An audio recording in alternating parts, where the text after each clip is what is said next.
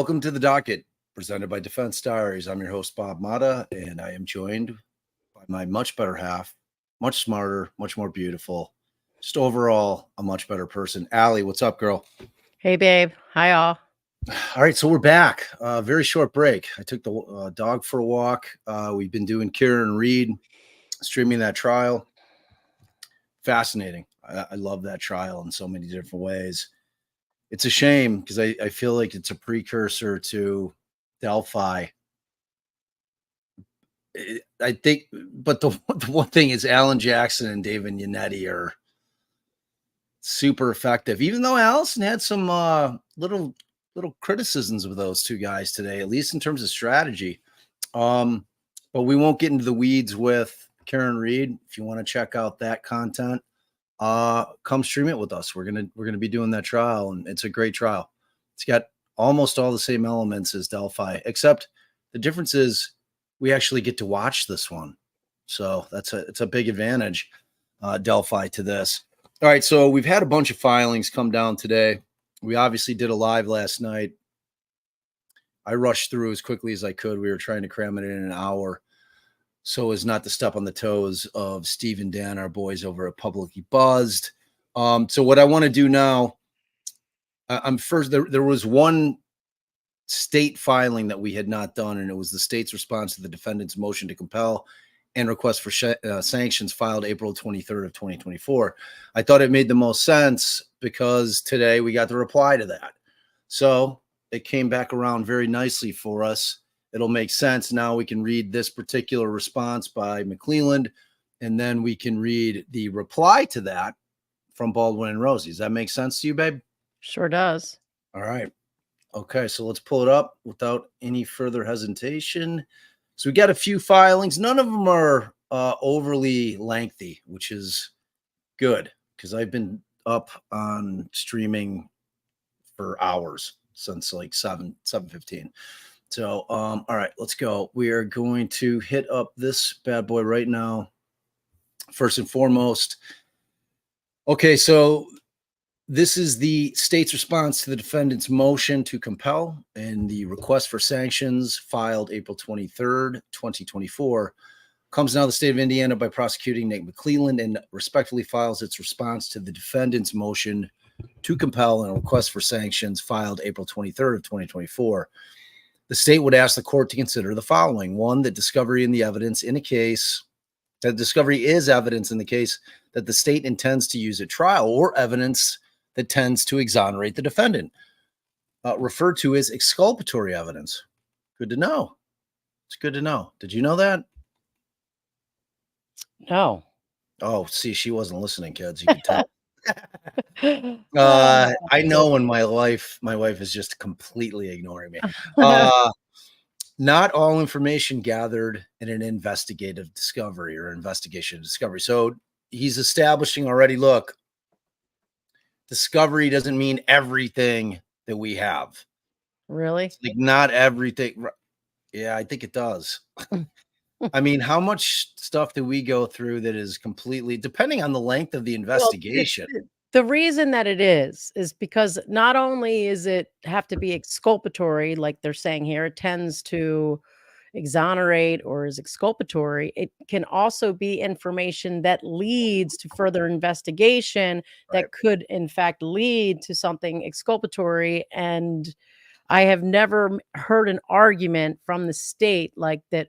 Well, we don't have to turn over these specific witnesses because we're not using because them. we decided what matters. You don't get to decide what matters. We've decided this is what matters because you know what?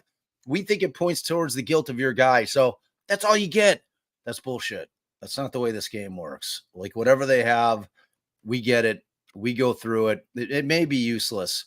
That's up to us to figure out, you know, because like you said, tracking down leads, going and speaking to witnesses that they may have thought were completely useless. Maybe we glean something. Maybe we learn something. Maybe it leads us down another trail. That's not the state's. It's not their decision to make. It's ours. We have a duty to investigate on behalf of our clients. I'm not going to belabor that point. And they also, you know, have their discovery rule that's in addition to anything exculpatory. for sure. Of course. Right. I feel like Nick, like, has he ever watched My Cousin Vinny? Where Marisa Tomei's like, she's like, they have to give it to you, you fucking idiot. You know, like where he's like, oh, he was so nice. I went over and, like the prosecutor, he gave me, he's like, here's all my discovery. I was like, oh my God. I was like, what it reminds me of. The investigation into the death of Abigail Williams and Liberty German spanned over 6 years with thousands of tips and hundreds of investigated leads. Indeed. 3, that the state made the decision to hand everything over to the defense attorneys and not make a determination of what discovery was or what was discovery and what was not. That amounted to 26 terabytes of information. So here's Nick saying, all right, you want all the shit? Here's all the shit. Now don't turn around and snivel about how it's not organized. You wanted it all? Here you go. You got it all. All right, so 4, the exchange of information began in 2022 to the current defense team. Upon their removal for violation of the court's order, improper removal, please, and thank you, the discovery was returned to the state and then forwarded on to new counsel. Once it was returned, the state had to sort through it, just as the defense did again when they sent it back to them, and make sure everything was accounted for before it could be forwarded on to new counsel. Once original counsel was put back on the case, the discovery had to be collected from new counsel, sorted through to assure it was all there, and then forwarded again to original counsel. This was a huge endeavor by the state that consumed hundreds of hours of work. Well, I mean, you could thank Judge Gull for that, for improperly removing the lawyers. That's who you can blame for that. Paragraph 5, throughout this process, the defense has inundated the state with inquiries on where to find certain documents. The state has endeavored to assist the defense in finding documents that they were looking for in the information provided to them. Oftentimes in this endeavor, the state finds that the defense had all the documents all along, but that they could not locate them. The state has no idea why the defense cannot locate the documents. The information is organized for the state in the same fashion as it was provided to the defense. In order to find documents, the state has to dive into the 26 terabytes of information, often searching several files before documents can be found. The defense team seems to want to circumvent that procedure and just request that the state find the documents for you or for them. The state has done its best to appease the defense. 6. So that's Nick like, hey, Nick, it's Andy. So I'm looking for this one report, dude. I can't find it like anywhere. I've been searching. Do me a favor, dude. Help me find it. And Nick's saying, yeah, no. Click. Then on April 26th, so, but in all seriousness, like once they tender it to us, they're not going to do anything to help us organize our shit. I mean, we were lucky in some of the cases where we had a massive amount of material in the sense that they put it in binders. It was bait stamped. I mean, there was some rhyme or reason to it, and I just think that the volume is the problem here. I think that the volume becomes overwhelming in terms of trying to sort through it. And if Brad and Andy don't have like techie people who are able to, collate things effectively within a computer, within files, like you're definitely the brains of the operation when it comes to that with us. Like I have a feeling I'd be a lot like Brad and Andy, old school paper files, shuffling through shit, whereas you are creating databases, you're going through, you're like every single bit of evidence and writing, okay, like putting notes. Okay, this witness testifies as to this witness, this is their statement. This, you're giving like a little summary, and you did that for a massive amount of discovery, but you're a machine. I often wonder if you're part robot, just because the way I know that you think that you are part robot, but we won't. That's for a different live. But the state's supposed to identify their Brady material. Yes, naturally. So they're Definitely. not supposed to be it's not supposed to be just, like, hidden, you So know. that's the argument though, right? Like it's exactly what we were talking about last night. Okay? Like who makes the distinction of whether or not that's possibly exculpatory? It's been, I think, one time that I actually had discovery labeled exculpatory provided, and that was in a case where there was another, uh, suspect and, uh, who had been, you know, alluded to, um, and then they just produced, like, this whole other investigation on a whole other case of there was one it had like, a similar crime or something like that. I know, but like my precise question to you is if McCleland by and through unified command thinks that all of this Odinism stuff and Elvis Fields, Holder, and the crew are all bullshit and that they vetted them and that they're all cleared. I mean, in their mind, they don't consider that to be exculpatory. They consider it to be garbage. You know what I mean? Right. Like And I where think in that case, it was because it was a completely separate line of investigation into a similar crime, so it wasn't actually part of the discovery, of that specific investigation. But anyway, all I'm saying is there is some point to the argument that they can't just like hide things into 26, terabytes of information and in their response to discovery, you're supposed to like literally identify like various things, but it wouldn't encompass all the stuff that they're necessarily talking about right now. It would be statements of witnesses they intend to use, you know, any written or recorded statements of the accused, any expert material. So that for sure needs to be specifically labeled, including the results of any, scientific tests, experiments, or, comparisons. for sure. Um, Definitely. Yeah, I mean, I agree. Hey, Raul, we see you. We love you too, man. Thanks for being here. Um, all right, so let's keep plowing through. So, paragraph 6 on April 16th, 2024, the defense sent an email asking the state to turn over certain documents. The defense then sent another email on the 23rd of October, 2024, asking the state to turn over additional documents. The defense then followed up with their motion to compel and for sanctions.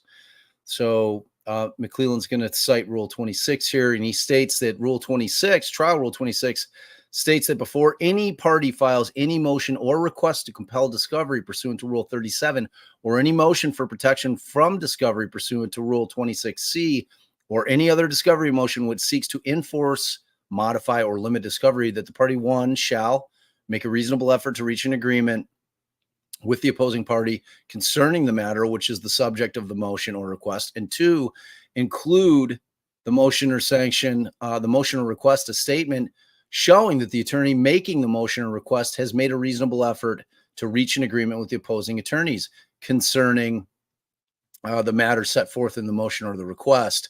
This statement shall recite, in addition, the date, time, place of this effort to reach an agreement, whether in person or by phone, and the name of all the parties and the attorneys participating therein. If an attorney for any party advises the court in writing that an opposing attorney has refused or delayed meeting and discussing the issues covered in this subsection F, the court may take such action as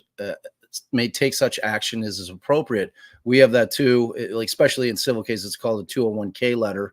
All right, and we have to write, and that's where we draft a letter, as very similar to Indiana, where we say, but like, this is what we're missing, like, or this is what we're looking for. Do you have it? You want to send it to us? We're requesting the receipt within 7 days, and then typically you'll get a response. But we have to do the same thing. But that's in civil. So I don't know in Indiana if this applies to both civil and criminal, because it's generically under trial rules. So in theory, if we have any of our Indiana lawyer friends in here, an answer to that would be tasty. Typically, many of the civil rules of procedure will apply by default to the criminal Right. All right. So 8, the court may deny a discovery motion filed by a party who has failed to comply with the requirements of the subsection. 9, that upon receipt of the email from the defense on the 16th, the state began looking for the documents that the defense was requesting. Not only did the state confirm that they had already received much of the information that they were requesting, but also the state began to pull information out of the 26 terabytes and separate it into individual folders for easy access to for the defense. 10, that much of the information that the defense requested is not even discovery in this case, meaning that the evidence is not going to be used by the state at trial, nor is it exculpatory to Richard Allen. So he's leaning back on that thing that he dictates what's discovery and what's not. 11, then on April 26, 2024, the state of Indiana provided a response to the defense emails that included a letter explaining what was handed over, as well as a zip drive and the hard drive that organized the information they requested into easy access folders. That the state's response was delayed because the state searched through all the information involved in this investigation, pulled the files from that information, and put all that information into one convenient place. So the defense did not have to search for it. Basically, the state took hours out of its week to do the defense's work for them, so that it was as convenient as possible for them to access the information they requested, all while attending several depositions set up by the defense of various witnesses that the defense plans to call that spanned over several hours, occurring in different parts of the state. All the information requested by the defense, minus the SOPs and the chain of custody documents, was already in possession of the defense. 13, that the state believes it has complied with the request from the defense in a timely manner given the circumstances, and that sanctions that the defense are requesting are not only unnecessary but wholly unreasonable. 14, the state has also turned over all known Brady material to the defense in its letter dated April 26, 2024, which consists of no Brady violation information. 15, the state did not delay turning over evidence from Todd Click. The state turned over a report from Todd Click to the defense that was not discovery, but was information gathered in the 6-year investigation. Further, much of the information in the Todd Click report was duplicative of the information that the ISP report turned over to the defense months prior. Plainly, the defense had the information in the Todd Click report all along because it was duplicative of what was said in the Indiana State Police reports. Much like that sentence was duplicative. He said the same thing 2 times in a row. The Indiana State Police had documented the same information that Todd Click documented 3 times in a row, all of which is irrelevant because the information was received in both forms by the defense well before any trial date. 16, that the state did not mislead or lie to the defense in an email. 17, the state turned over information between September 8, 2023 and October 6 of 2023. The information was turned over days before defense counsel withdrew from the case, but within the discovery time limits set by the court. Again, all of this is irrelevant because the information was received well before any trial date. Wherefore, the state of Indiana, the prosecuting attorney, NickMcCleland, and files a response and would ask court to dismiss the defendant's motion to compel and request for sanctions without a hearing. I wonder if Nick's old motions used to say without a hearing, or if that's just the tip of the cap to Judge Gull because she likes to do things without a hearing. All right, so let's go to. I just want to say I have never, ever,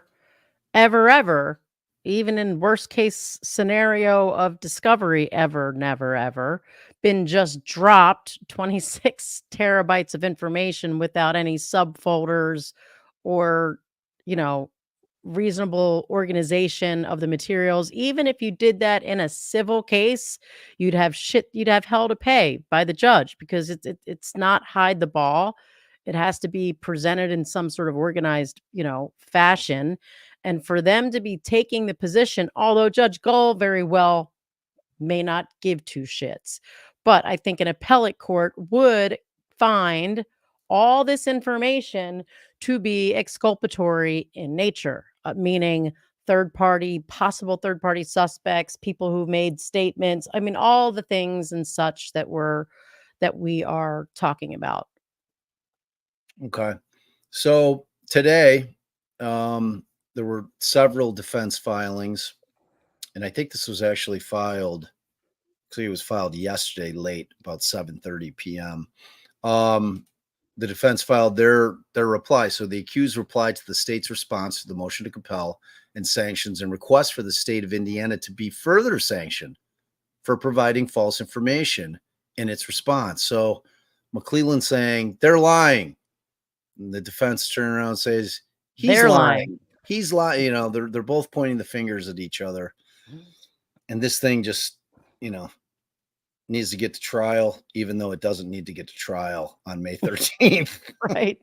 Should have been continued, but needs to get to trial because it's set for trial and it's not being continued. It doesn't seem like it. It does not seem like No there's one's any, asking for it. it doesn't appear to be any motions for continuance that I'm sensing, and any, like, even intimations of it from anybody, because there's some filing today that's got an email from Gull to Brad Rosie that's pretty interesting. I'm assuming it's in one of these things. Oh, yeah. All right. Come now the accused, Richard Allen, by and through his counsel, and files the following reply to the state's response. Okay, so the belated disclosure of Todd Click letter and evidence in paragraph 15 of its response, which we just went through. So that's nice. That's nice that we hadn't done that particular state filing, and now we can kind of do it back to back. I like that. I do. I like that. In paragraph 15 of its response, the state of Indiana pled to this court that, quote, the state of Indiana did not delay in turning over evidence from Todd Click, end quote. This assertion is false. Now, I just want to note their whole "we didn't delay" was based on their argument that the information was contained in other materials, so that it's like they're parsing words and saying different things and saying it's a lie. You know what I mean? Yeah, right. Because they're saying that, well, they didn't turn over the Todd Click, evidence, and that the state told you that they didn't delay. And that's a lie, but that's really what the state said. Well, we didn't delay because you know what? It was contained in other areas. Right. I mean, it's a semantical argument. Right. Which irritates me, to be perfectly honest. From Because which again, side? I think from both sides. Right. Both sides. Right. It's irritating, like, all the way around. Two, the defense previously provided to this court exhibits 1 through 3 in its memorandum in support of the accused motion for a Franks hearing filed on September 18th, 2023. The original Franks 1. Exhibit 1 is a copy of the envelope containing the Todd Click letter and information, which is stamped received May 1, 2023, Carroll County prosecutor. The prosecution did not disclose the letter to Mr. Allen's counsel until approximately September 8th, 2023, which is 4 months and 4 days after the prosecution's receipt. 3, the letter and the documents sent by Todd Click clearly show that he, Click, and 2 other law enforcement officers, Ferenczi, the Terre Haute Police Department and assigned to the FBI Joint Terrorism Task Force, and Kevin Murphy, the ISP, believed that third-party suspects were involved in the murders of the victims, and that the evidence against Richard Allen was not nearly as compelling as the evidence that they had unearthed on certain third-party suspects. 4, because of Click's concern that the prosecution was neglecting the evidence gathered by law enforcement officers Click, Ferenczi, and Murphy, he, Click, hired a lawyer to help draft a letter to the Carroll County prosecutor, NickMcCleland, to alert him that he believed that the third-party suspects were involved in the murders.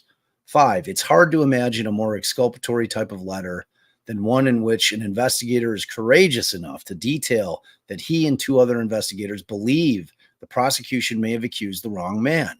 Click's fearlessness also involved going to the lengths of hiring a lawyer to proactively steer the prosecution toward the actual killers and away from a possible injustice against an innocent man. 6, additionally, through his letter, Click wanted to ensure that the prosecution had received all the evidence that Click possessed of the other third-party suspects that should be turned over to the defense. The prosecution failed to retrieve the evidence from Click until approximately August 30th of 2023. The prosecution only retrieved the evidence after it realized that the defense had learned of the third-party suspects through other documents. Okay, the evidence that the prosecution failed to retrieve for 4 months includes the following.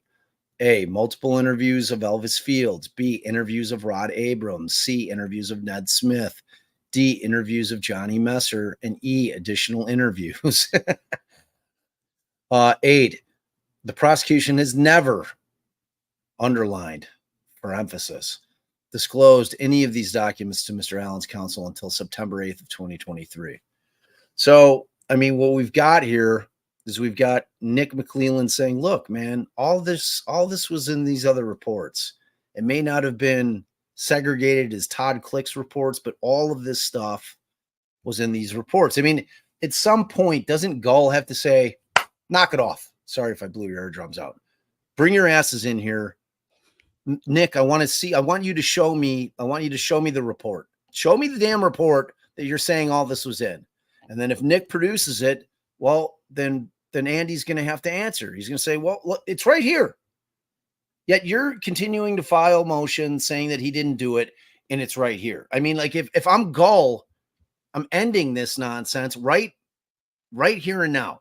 She could have ended so much of this, and it's in maybe not this motion, but one of their other motions. And maybe it is this one. Now I can't remember because I just read so many. By just having your typical pretrial, interactions where you take up housekeeping issues and actually communicate with the parties and the judge, actually communicate. And what they're saying there in 8, there's the difference. They're saying these reports, including additional interviews, but at least the 4 identified were absolutely, positively not turned over, like you said, in any form or fashion beforehand. And as Bob just pointed out, super easy to resolve by making them just identify where is this exact same information and the date it was turned over, please. And that is one of the primary functions pre-trial of a judge, to like cut through all this BS between the state and the defense. Again, this is not something that is exclusively a Delphi issue. This happens in every single case. There are issues with discovery. There's one side saying they didn't get something. There's the other side saying that he tendered it. It happens in every case. The role of the judge is to sit them down like 2 children and say, listen, I'm done with this. I'm asking you, what are you asking for, defense? You tell me. Okay, this is it. McCleland, show me that you've turned it over already. Show me the report that you're claiming that it's in. And then it's done. Right. And for every issue like that, it's just like they're too close to trial to still be arguing about this shit. I mean, we're 13 days away. It's insane. Less than 2 weeks. It's insane. And, oftentimes, we get in Illinois, you sign a discovery receipt, and it's going to say, I produced this, and this. And even if it doesn't label exactly what it is, it's going to say disc labeled 22, even if it doesn't say who it is, or, or otherwise summarize what has been provided. When we drop that, so we usually sign off, right, that we've been handed this stuff right there. Obviously, without any time, sometimes it's hundreds of papers. No one's sifting through and saying, oh yeah, I've confirmed it. And it happens in front of the judge's face all the time, where the state says, Your Honor, I'm tendering discovery. It involves, SAO 1 through 3000. That's going to be paper documents and evidence numbers 1 through 50. And then the defense says, Your Honor, so received. The judge knows the defense has not had the chance to actually review and make sure all those papers are there. But if you make a complaint 10 months down the road, they're going to say, well, you signed a receipt saying that you received it. So I always, as soon as we get it back to the office, somebody has to, it's usually a disc issue, listen and make sure all the things on the discs are there and what they say they are. If there's something that isn't there or you can't access, send something out right away. So that then it says in discovery round X, this disc was blank. This disc was inaccessible to us. This thing was missing. And look, I mean, with this kind of volume of discovery, like things are easily missed, you know? I mean, because you're talking about thousands and thousands of documents, because essentially what they're doing these days, when like this used to be paper. Imagine the days when this was all paper, you know, and like I just think about like how angst ridden I get when I'm looking at Allison preparing like a PCRA petition and what like the table she's working at looks like. You know, imagine if it's thousands and thousands and thousands of documents. So like this is really her role. This is where she has to mediate. She has to dictate to both sides. This is what's happening. I'm like over this. I'm done reading this shit from the both of you. Like she needs to take control of it, and she can. She's a very forceful judge, you know, and she's got both of them running scared. You know, I mean, like I know everyone likes to think that she's biased towards McCleland, and like I don't know that that's any more than any judge is biased towards the state, because they are all biased towards the state, in my opinion.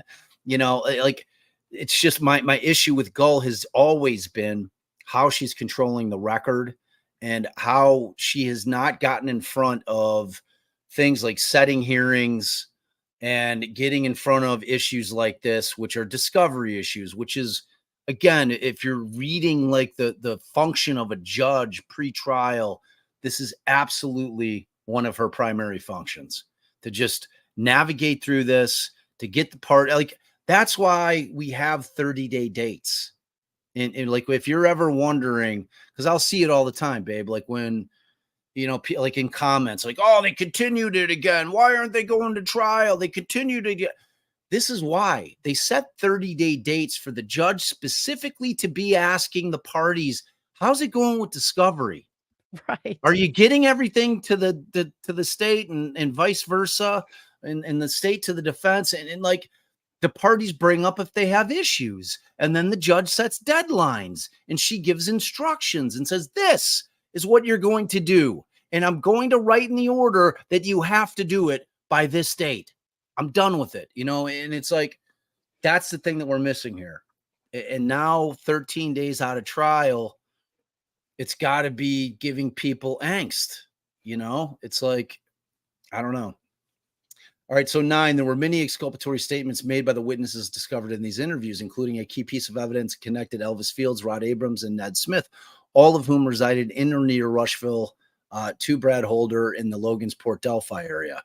10, this key piece of evidence, as well as other evidence, was not known by the defense until the state of Indiana provided it to the defense on September 8, 2023, nearly 9 months later than required by rule, and over 4 months after the prosecution learned of the existence of this evidence possessed by Click. 11. So I'm sorry. I wanted to point out that if you go back and you look at the time, part of the reason maybe the state's saying there was no delay in turning over the Click material is that the defense said here that they got this letter back in May, but then they didn't go actually retrieve the physical reports or whatever the case may be until August. And then they turned it over at the end of August, and then they turned it over to the defense the early September. So yeah, that's a quick turnover, but it begs the question, why didn't they retrieve it for 4 months? Because they didn't want to have to turn it over. Yeah. You know, and it's like what it smells like. It's what it smells like. It's definitely what it smells like.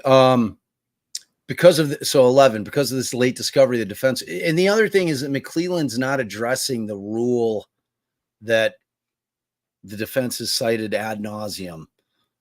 You know what I'm saying? It's like, it's one of those things, and I'm talking about that they had 30 days to turn over their the Rule discovery. 2.5 discovery rule. And Right. that's why that state's response is, well, all we have to do is disclose the material we're going to use at trial, anything that an expert looked at, any statements by the defense, any statements by a defendant or a co-conspirator or a co-defendant, and then anything that is exculpatory, which, you know, obviously is the state must disclose to the defense any material or information with it in its possession or control, which would absolutely constitute whatever material that is that they elected not to pick up, to negate the guilt of the accused as to the offense charged, or would tend to reduce the punishment.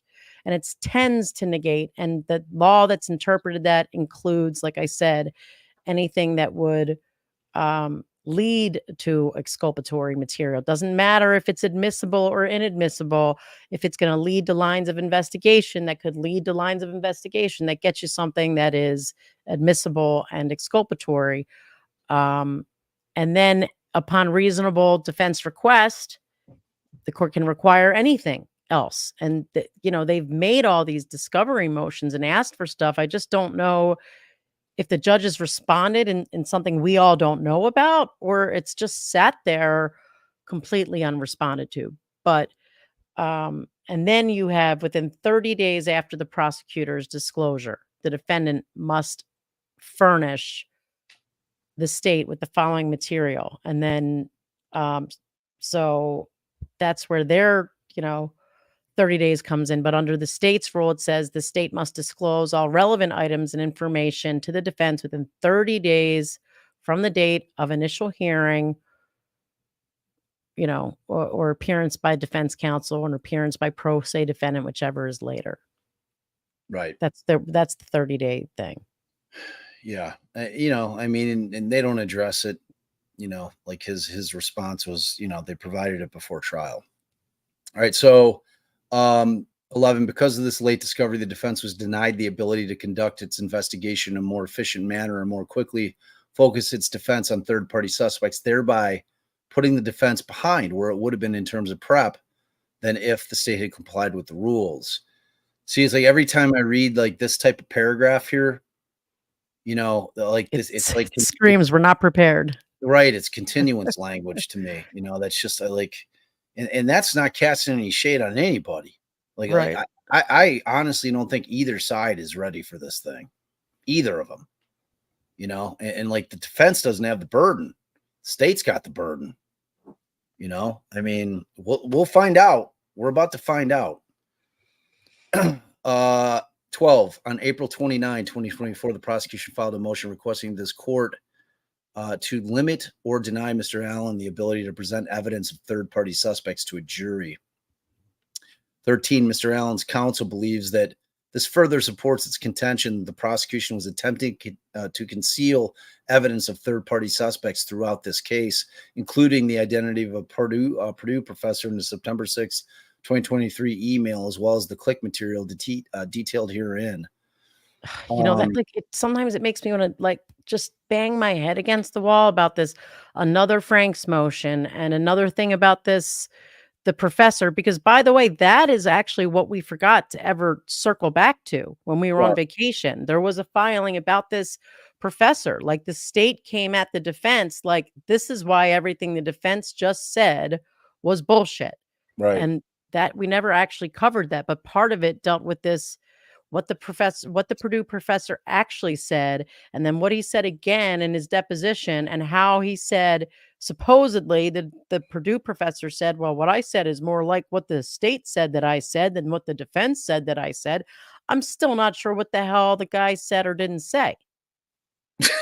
I know. And it's like, it's time to just have Turco testify. Well, let's just hear it from the horse's mouth. Like I'm done with both sides talking about what Turco said. Let's just hear what Turco says. That's the easiest way to do it. Because there was some sort of reference that he said, for the purposes of what I'm about to tell you, I'm going to assume that the whatever that quote is there about there's, that it was plausible, wherever they quote him as saying, right, the fact that this was runes was plausible.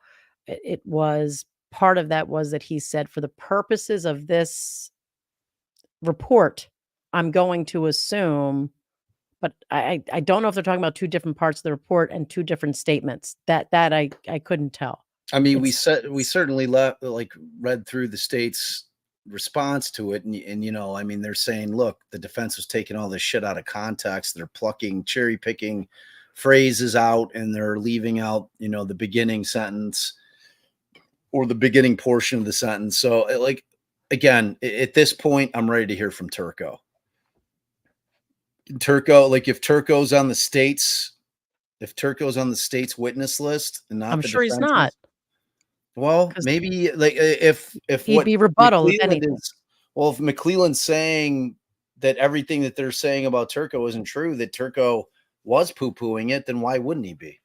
He'd be rebuttal, right? Because they're not gonna bring up anything about Odinism or Odinists or Right. ruins on their case in chief. That's for sure. All right. 14, Mr. Allen requests that the prosecution be sanctioned for not turning exculpatory evidence over to the defense and then for falsely claiming to this court that the prosecution, quote, did not delay in turning over evidence from Todd Click. Again, email concerning Purdue professor Jeffrey Turco. 15, in paragraph 16 of his response, the prosecutor asserts that, quote, the state of Indiana did not mislead or lie to the defense in an email. This short assertion consists of just 15 words is false. 16, Mr. Allen's counsel provided the prosecution September 6, 2023 email to the court and as exhibit to the defense reply to the prosecution's response to the third Frank's memorandum on April 8th of 2024. This reply also provided the context of why this email was false and misleading concerning the identity of the Purdue professor. Furthermore, in his September 6, 2023 email, the prosecutor failed to disclose to the defense that at that time, September 6th of 2023, the prosecutor already had in its possession the Purdue report and had possession of that for at least over 2 weeks at the time the prosecutor sent the email. State of Indiana failed to turn over to the defense that exculpatory document until October 4th of 2023 and only upon request of the defense. 17. So that's one of the things I remember, and again, I'm not reading from it to quote it, but one of the issues I think that the state at least alleged or pointed out, they said that when they told the defense that we still don't have someone, the identity of the professor, all they knew was that the police thought they might have identified the professor and they were looking into it. And that's why they're saying they didn't lie. But what this is saying, if I'm understanding it correctly, is that in fact the state had the report of the professor. So they damn well knew who the professor was. Therefore, an assertion of we think we may have identified the professor is bullshit. If I'm understanding what that just said I mean, correctly. it's implying because the email definitely was McCleland saying that unfortunately, yeah, we have not been able to identify the professor and we may never be able to. So, I Right. mean, they're certainly implying that now they're implying that McCleland just flat out lied. Right, so not only did he Right. unlike the Not way this only did he know the name of the professor, they had the report that regarding what the professor said. right, and I have to say, even if it was just, "We think we have it," and they were still working on it, saying, "And we may never get it," is sure as hell disingenuous, to say the least. If it even was the way the state said, which was, "Well, all we knew at that point is that we might. It's possible." So we were still investigating if that possibility was him, then why in the hell do you write words such as, "And we may never know who it is." Right. And again, Gull. All right. Stepping Bring into your your job. Yeah, bring your asses into my chambers, and Nick, bring that damn report with you, and I want to see it, and then hand me the email that Nick sent, and then I'm going to look. I'm going to see when the report's dated. I'm going to see when it was received, and issue solved. And if it appears that Nick was not truthful or was misleading, then deal with it. That's how lawyers get sanctioned in cases like this. It could be big sanctions, it could be little sanctions. I mean, in a situation where it's stuff that the defense wants to get in, that the sanction, she's going to have to get more creative in how she sanctions the state. It's like in Lori Vallow, they took a massive step. They basically took the death penalty off the table when the state was slow playing the turnover of discovery in that case, which was massive. I mean, like telling the state, like, we are taking death off the table for you in a case is a huge sanction for, that affects like the families that may very well have been wanting Lori Vallow to get the death, the death penalty. It's like, it's huge. So, I don't know. Like she's just got to rein the shit in at this point. Apparently, the prosecution believes 17 that with this court, it can simply make an assertion without facts, arguments, or supportive documentation, and that will be enough for the court to ignore the defense's request that the prosecutor be sanctioned for providing false and misleading information to the defense. That does seem legit. It seems seems like like what's been happening. that does seem like what's happening. Like they don't cite much law, or they cite just very basic law, basic principles of law. They don't. I did it. They don't I give did it. any. Yeah, Oh, I right. did it. I did it. Yeah, it's like, I don't know. All right. So 18, the defense is requesting this court, which is like when I'm trying to give Gull some kind of benefit of the doubt that she's not horrifically biased, specifically in this case, and that just maybe is an overall biased judge. Like there's some truth to this thing that she does just seem to, but I don't know specifically if she doesn't do this shit all the time. And we don't know if there's something else going on behind closed doors that we haven't seen or heard, because they're not supposed to be telling us about all the things that are going on. Well, like what I'm saying is I don't know how she runs the bench on every trial. Like this Right. could No, be agreed. this could be her practice all the time. I don't know. Like, and I'm not going to take the time to dig into Judge Gull's like record, like, and to see how she I know there's folks out there that'll do it, and I'm sure that have. That's not me though. Like I don't have time for it, and if it is, I can't believe she's not getting overturned on appeal constantly. If this is how she runs her trials, I don't know. So 18, the defense is requesting that this court to order the prosecutor to explain why he provided false information and misled the defense, and also to be sanctioned for doing so. Outstanding discovery. So 19, the defense rejects the prosecution's assertion in paragraph 7 in its response that, quote, all the information minus the SOP and the chain of custody documents was already in possession of the defense. 20, on Friday, April 26 of 2024, the prosecution turned over a multitude of documents, including an exculpatory piece of evidence concerning phone pings that was contained in a report by Steve Mullins of the Delphi Police Department on August 23rd of 2017. 21, Mr. Allen's counsel previously asked multiple times for the prosecution to turn over narrative reports related to phone activity, such as geofencing and pings, and the state of Indiana has continually told the defense that no such reports exist. I mean, if no such reports exist, then how is he so quick to poo-poo it? McCleland is saying that it's unreliable. Well, but we're going to see in their next Franks, they filed a fourth Franks memo that there were ping information in there. I haven't read that yet. Spoiler alert. 22, the exculpatory report the defense received on Friday, April 26, 2024, 17 days before trial begins, provides evidence that the witnesses or that the victims were not at the crime scene on February 13, 2017. Ooh, what? The exculpatory report the defense received on Friday, April 26, 2024, 17 days before the trial begins, provides evidence that the victims were not at the crime scene. What? That's exactly what I'm talking about. It's these pings that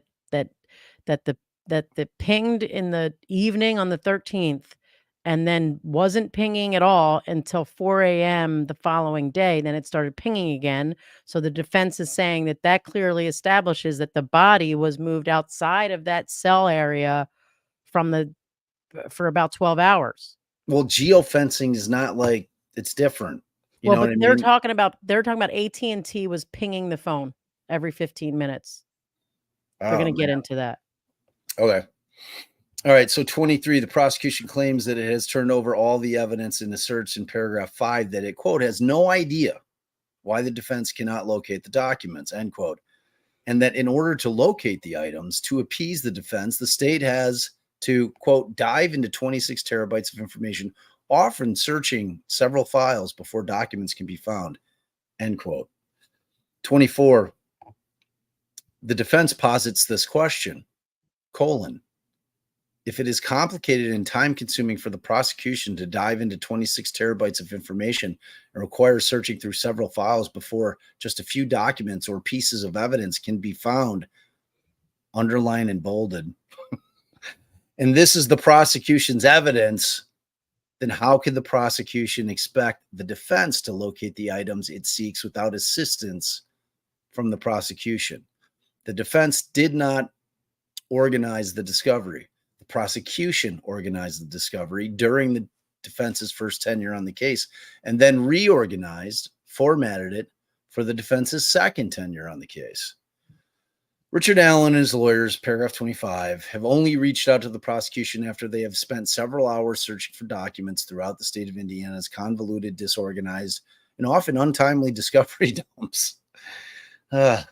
26, with collective experience of over 70 years, Mr. Allen's attorneys have never experienced. I'm assuming that they're adding auger in there because now it's 70 years. So, like between Brad, Andy, and auger, it's 70 years now.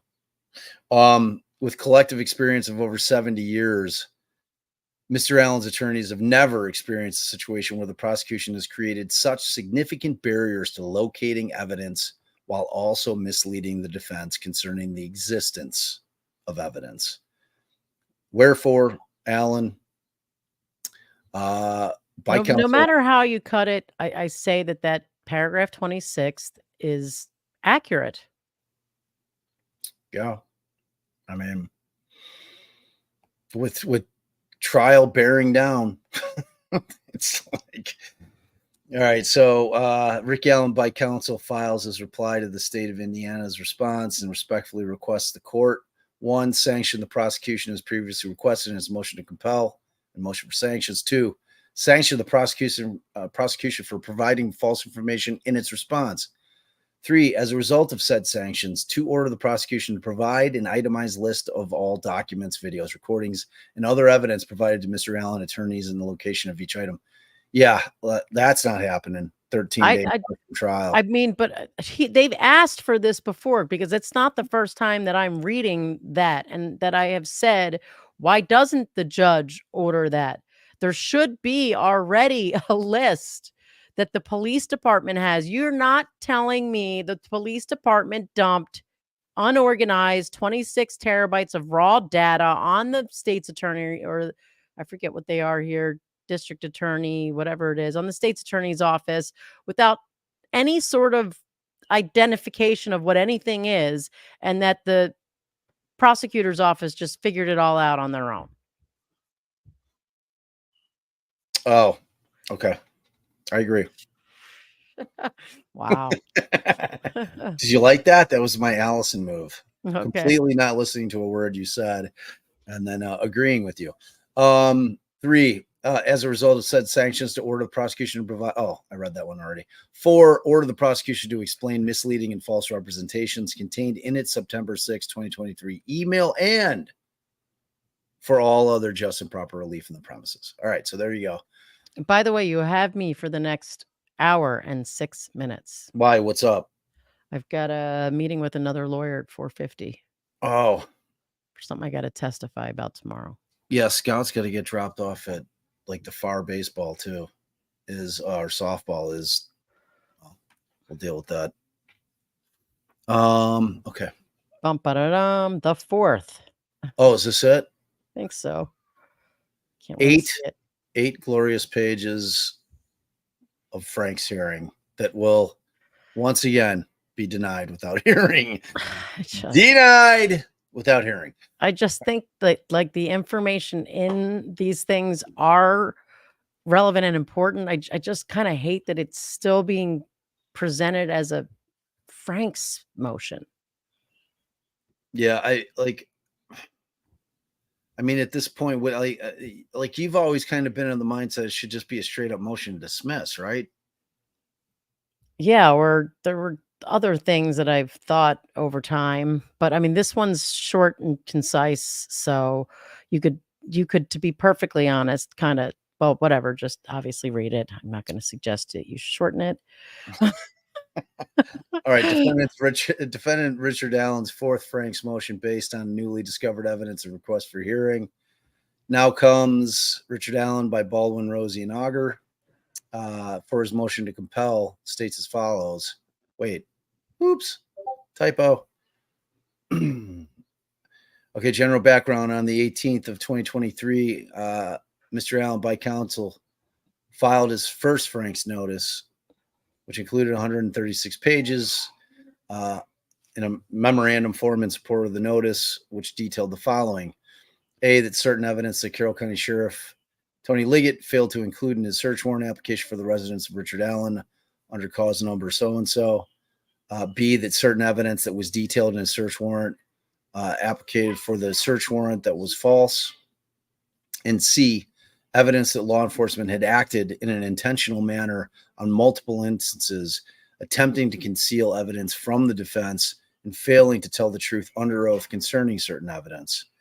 Paragraph 2, Mr. Allen by counsel incorporates his first Frank's notice and memorandum filed on the 18th of September 2023 as if fully outlined herein. On October 3rd, 2023, Mr. Allen by counsel filed his second Frank's notice, hereinafter Frank's 2, detailing how the prosecution and law enforcement had attempted to conceal the identity of a Purdue professor whose testimony contradicted that of law enforcement officers Tony Liggett and Jerry Holman of the ISP. This notice was provided as a supplement to the first Frank's notice in order to bolster the defense contention that the state of Indiana and law enforcement were acting intentionally and or with reckless disregard of the truth to further support the request for a Frank's hearing. 4, Mr. Allen by counsel incorporates his second Frank's notice filed on the 3rd of October 2023 as if fully set out herein. And we've explained to y'all, like when things are incorporated, prior filings, it's as if it exists in this document in terms of the record. Okay, on paragraph 5, on March 13th, 2024, Mr. Allen by counsel filed his third Frank's notice, hereinafter Frank's 3, based on evidence recently provided by the prosecution. Frank's 3 detailed the following info omitted from the search warrant. 1, or A, that at least 3 persons were in and around the crime scene at the time the murders were allegedly taking place, and none of the owners of the phone had any connection to Richard Allen. And B, Purdue professor Jeffrey Turco wrote in a report provided to the Unified Command that the markings referring to the configuration of the branches on the girl's body constitute an inscription inspired by Norse runes or modern recreations thereof is quite plausible. 6, Mr. Allen by counsel incorporates his third Frank's filed on the 13th of March 2024 as if fully set out herein. Additional facts. On Friday, April 26th of 2024, the prosecution provided numerous documents to Mr. Allen's counsel as a result of the motion to compel and motion for sanctions filed April 23rd, 2024. Wait, what date was that? April 26th. Oh, shit. April last week? Yeah, you've got to minimize again and go up. Yeah, somebody told me how to be able to like fluidly flow through this shit. Nope, you went down again. Oh, I did. There, yep, okay. There it is. So April 26th. Jesus, that's Friday. Right. Okay. Allen's counsel as a result of the motion to compel and Make motion it bigger. Oh. Sorry. No, I needed to. Oh, goddamn. Allen's counsel as a result of the motion to compel and motion for sanctions filed April 23rd, 2024. So 4 days ago. Contained in the documents provided by the prosecution are pages 2 and 3 of an incident report authored by Steve Mullen of the Delphi Police Department. These 2 pages indicate that Steve Mullen contacted Mitch Blocker of the Indiana State Police at approximately 9 p.m. on February 13, 2017 to assist with acquiring precise location information for cell phone usage using some of the more technical assets. It appears that the last communication with Sergeant Blocker was prior to 1 a.m. on February 14, 2017. The 2 pages provided to Mr. Allen's counsel contain the following summary of a conversation between Steve Mullen and Sergeant Blocker of the ISP. Maybe it's Bloker. I think it's Blotcher. Oh, Blotcher. Oof, no. Bloker. Even if it was Blotcher, I think his family would have said, we're not going to go with the Blotcher thing. We're going to go with Blocker. Quote, Sergeant Blocker advised, according to his evaluation of the data provided by AT&T, the last contact event between the cell phone and the tower located at Wells Street was at 1744 hours. He advised that according to the records provided by AT&T, there had been no contact with the phone since then. That would be 5:44 p.m. Wow. Sergeant Blocker advised that his interpretation of the information which we were receiving from AT&T indicated the cell phone was no longer in the area and no longer in working condition. He advised that since there had been no change in the every 15-minute update that they were receiving, and the last known contact had not changed since 1744. So again, now they're going to explain that conversation happened before 1 a.m. Whose phone? Libby's? Yes. Well, one of the girls, so don't hold me to that. So I forget which one, but one of the girls. Okay, well, I've only known that Libby has had a phone there. Yeah, there. Okay. Yeah, Libby's. Okay. So 11, the conversation above appears to have occurred prior to 1 a.m. on February 14th. The conversation above, appears to have occurred prior to 1 a.m. on February 14th, 2017. It becomes important because there was a ping in the 2 a.m. hour. What? On November 9th, 2023, the prosecution provided Mr. Allen's counsel with the evidence of 44 pings generated by AT&T to locate Liberty German's phone. Hereinafter pings, or as John Pryor would say, dings. Dings. He's the lawyer in the Vallow case, or Chad Daybell case for Daybell. Calls pings dings. 13, there were 2 pings from February 13th of 2017 in the pings provided to the defense and provided to defense counsel, one at 5:48 p.m. and one at 7:16. Mr. Allen's counsel did not learn of the additional pings, which took place every 15 minutes on February 13th, 2017, until the disclosure on April 26, 2024. Defense counsel still does not have the additional pings from the February 13th or the early morning of February 14th. Pursuant to the information with the prosecution disclosed to Mr. Allen's counsel, the first ping on February 14th, 2017 was sent to LG's phone at 5:39:41 a.m. 5:39:41 a.m. Yeah, so I apologize. I said 2 a.m. It was 5:39:41 a.m. The first it's ping. It's pretty significant. What they're saying is that after either the 7:16 p.m. or whichever, that none of the pings hit her phone. So they were assuming, as based on that conversation with Blocker, that the phone was either dead or gone from the area. Well, since at 5-something a.m. the following day, the phone connects and receives a ping, it wasn't dead or not communicating or broken. It was not in the area, and then it was back in the area. How do we know it's not in the area? Do they get to that? Are you giving? Yeah, no. He said it earlier that as of 1 a.m., that was what they were saying, that it was either not in the area or the phone was no longer, in working condition such that it could communicate. I haven't gotten to that. That's this paragraph right here. So more importantly is Sergeant Blocker's statement that his interpretation. He did information which they were receiving from AT&T indicated the cell phone was no longer in the area or was no longer in working condition. So that would indicate one of two things. Either the girls weren't there or that the girls and the phone wasn't there together, or the killer had the girls away from the area where they're ultimately found and then bring them back. Right. Right. Or we know that the girls, what ultimately happens to them So, I mean, either the girls, because they find Libby's phone at the crime scene. Right. So the only possible scenarios are that the victims and their possessions, including the phone, were removed from the area and then brought back, or the phone was shut off and then turned back on, or the phone without the victims were removed from the area and then brought back. Wow. Because yeah.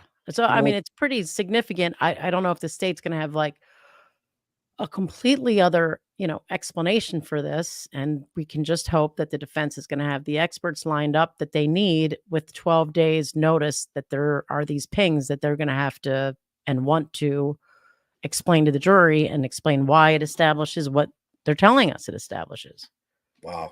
which seems very logical by what they're saying, obviously. But, you're going to Man, it want to smells like a continuance. I mean, how are you going to trial with some shit like this that could literally change everything. change everything? I mean, at the end of the day, isn't the search for the truth what we're trying to get at here?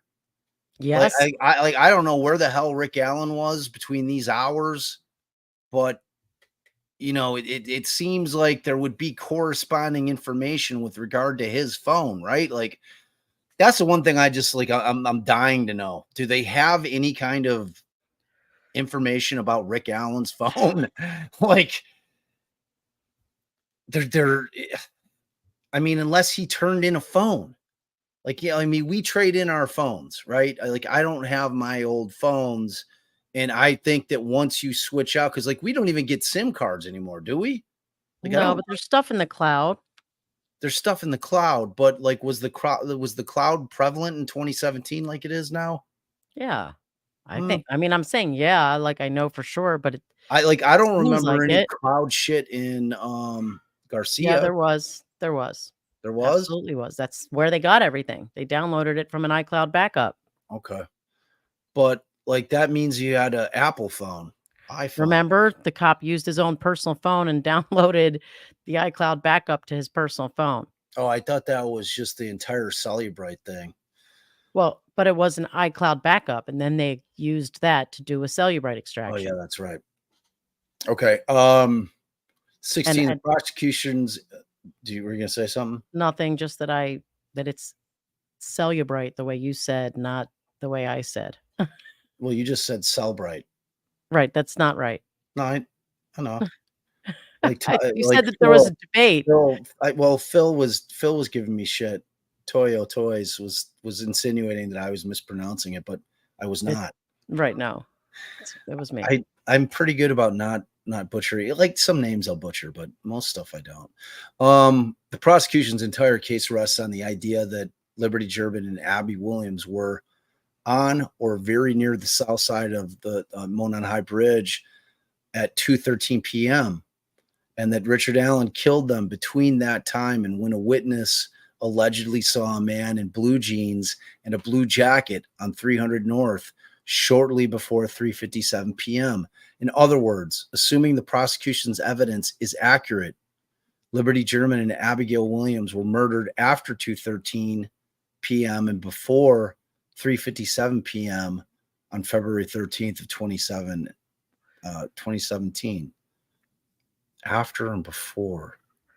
Right. After the encounter, hey, guys down the hill, and before the time that the Oh, this is the other state's timeline, right? right, yeah. Yeah.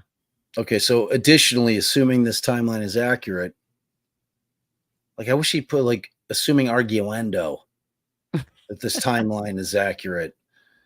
The prosecution would have the girls between the high bridge and the location where the bodies were found from 2:13 on February 13th, 2017, the bridge video, until they were found at approximately 12:15 p.m. on the 14th of February.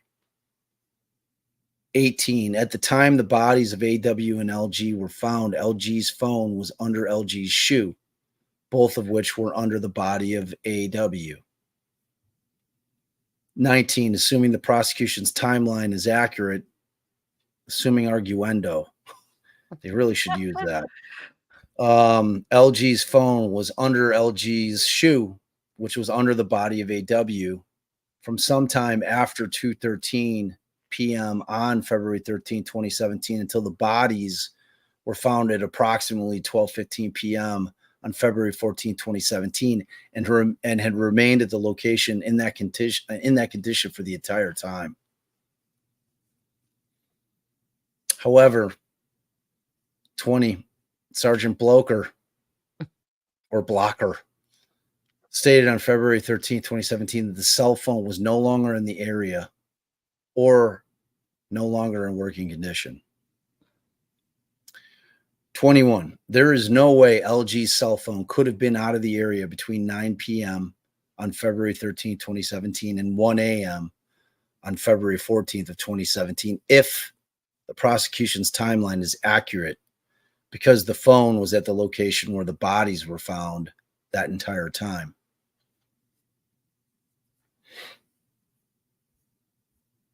"22. Assuming, for arguendo's sake, that the prosecution's timeline is accurate, there is no way that the phone was not in working condition between 9 p.m. on February 13, 2017 and 1 a.m. on February 14th, because we know the phone was on and communicating with the cell phone tower at 4:33 a.m. on February 14, 2017.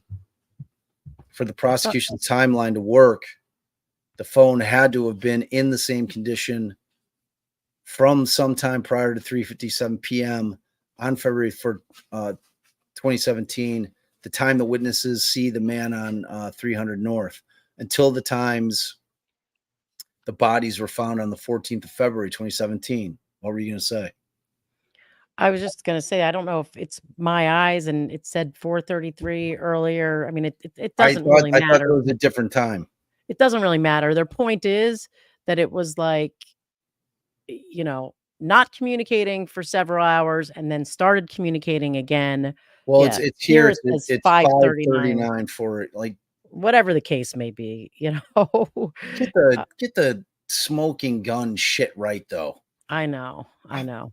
But their point is clear that you don't have it. It clearly couldn't have been no longer in working order because it started working again It's pinging now. and thereby working Right, enough to receive a ping. right. Right. I mean, in theory, the killer could have had the phone with them.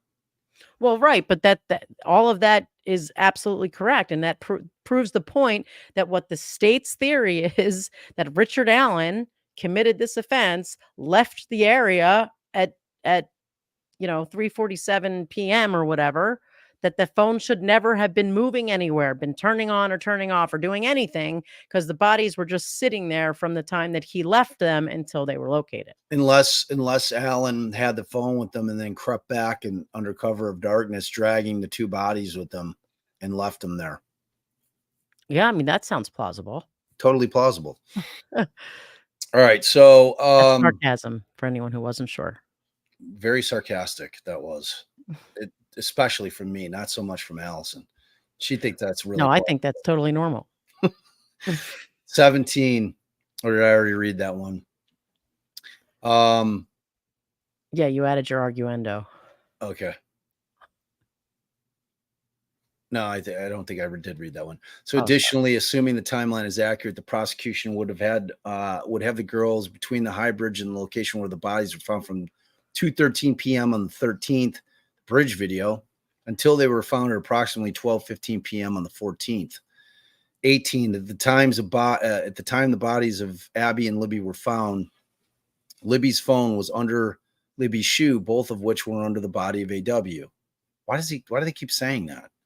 They love to do that because Know. it is strange, by the way. It does show, I think their point is like that the phone was like with the shoe under the other body, like it should have been there from the time that it was dropped off, from the time that the crime happened.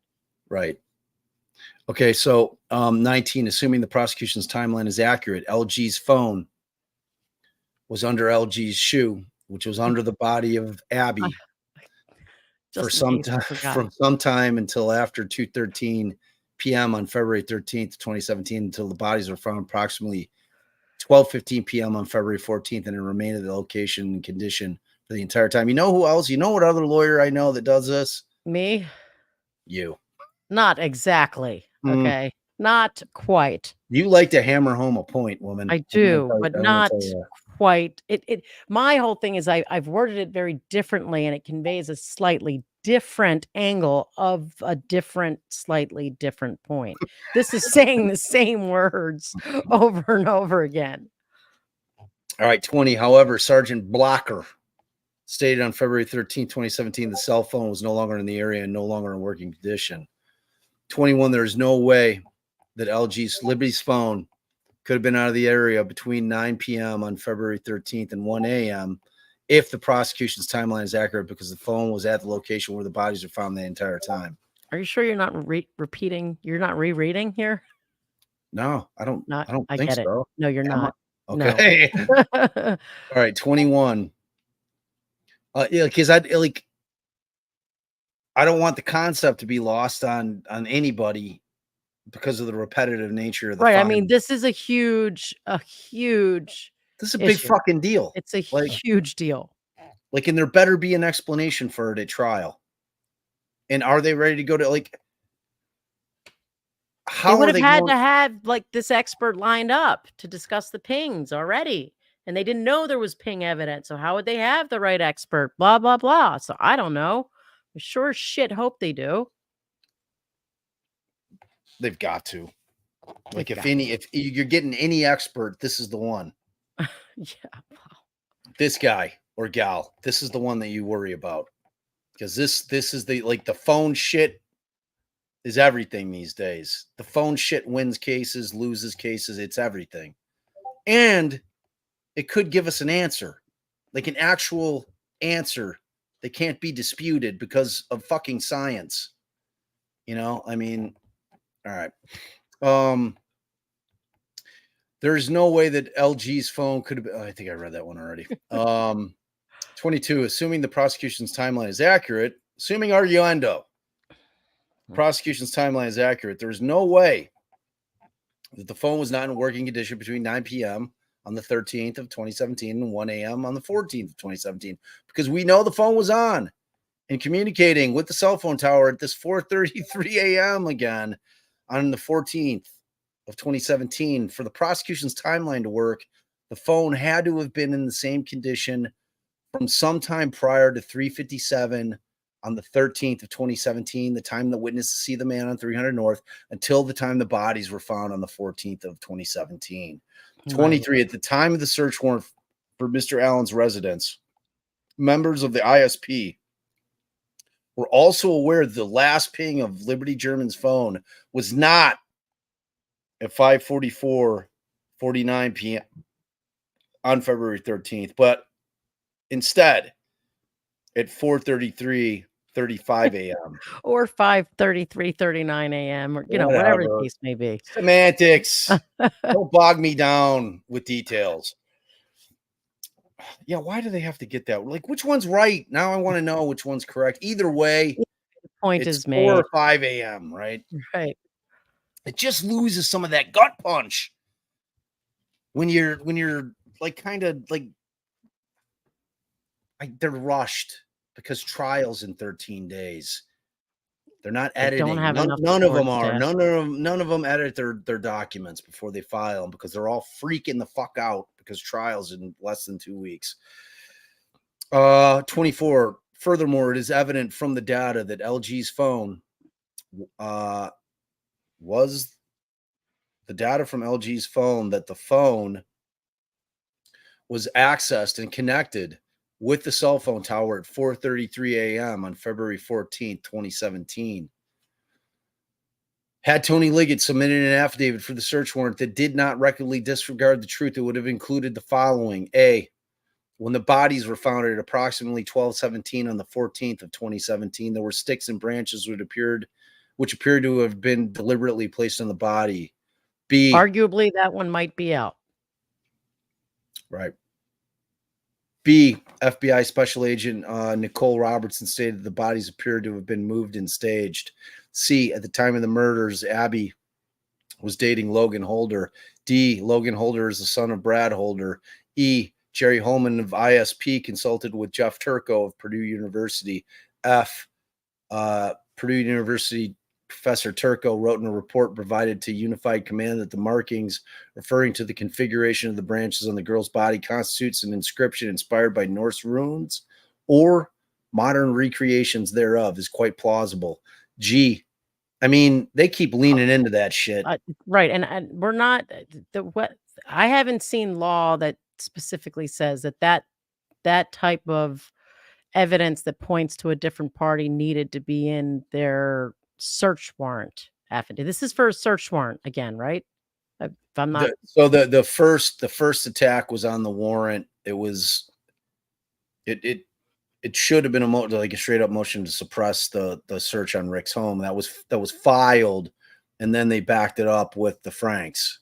all right. But it was like they were attacking the search on the house, obviously when they get all the stuff, the gun, the clothes, the phones, the memory box with the shell in it that everybody likes to talk about. I think I through J might actually be that this is where this is the shit right here. G, 2017, Brad Holder belonged to a group practicing and following Nordic pagan beliefs.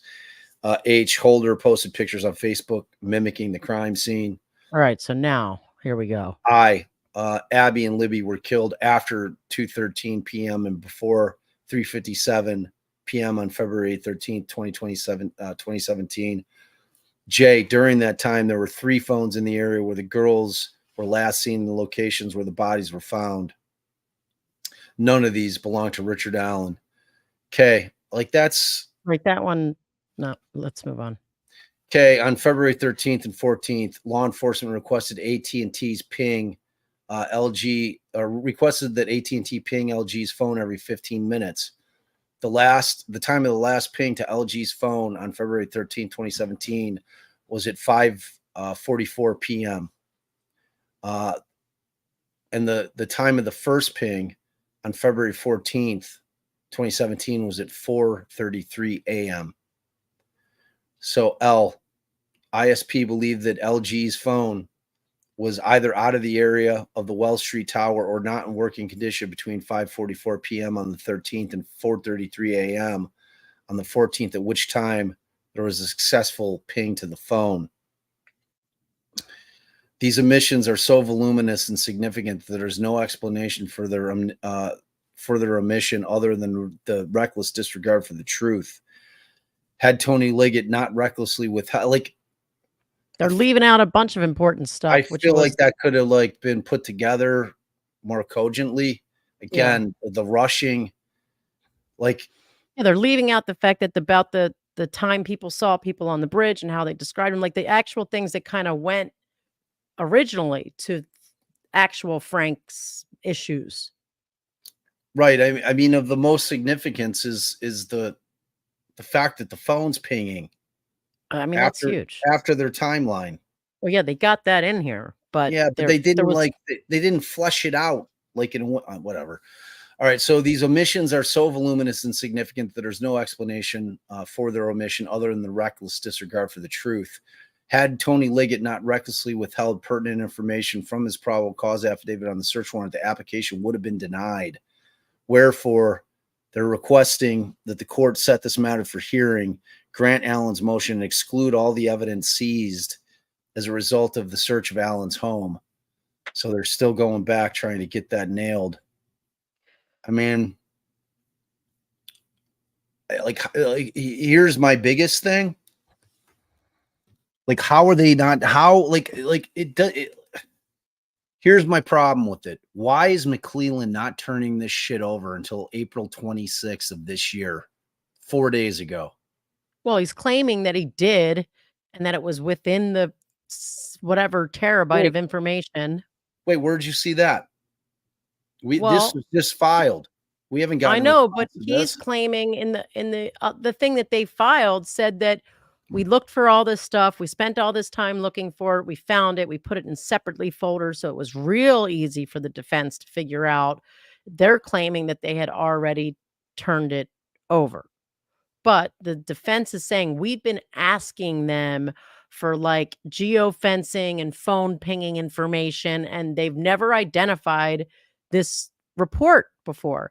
And it most assuredly, It says here on Friday, April 26, 2024, the prosecution provided numerous documents. right, go back to the last Mr. one that you did. Allen's, huh? Here, scroll This back up. is filed after that. I understand. I understand that McCleland's saying that they turned all that shit over. You're saying that in that motion that he counted that this, then why is he turning it over on the 26th? Why isn't he saying in that particular document, well, there's 4 other pages that I'm turning over in a couple of days? I don't know. I thought that was the 26th. They would have to go back. I thought Let the me see. state said State that of on. Indiana. So is this his shit? Yeah. Let's see. So yeah, 26, 6:10 a.m.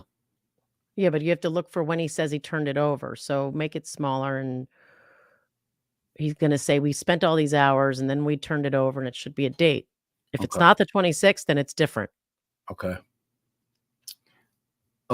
Then on April 26, 24, the state of Indiana provided a response to the defense emails that included a letter explaining what was handed over, as well as a zip drive and hard drive that organized information they requested into easy access folders.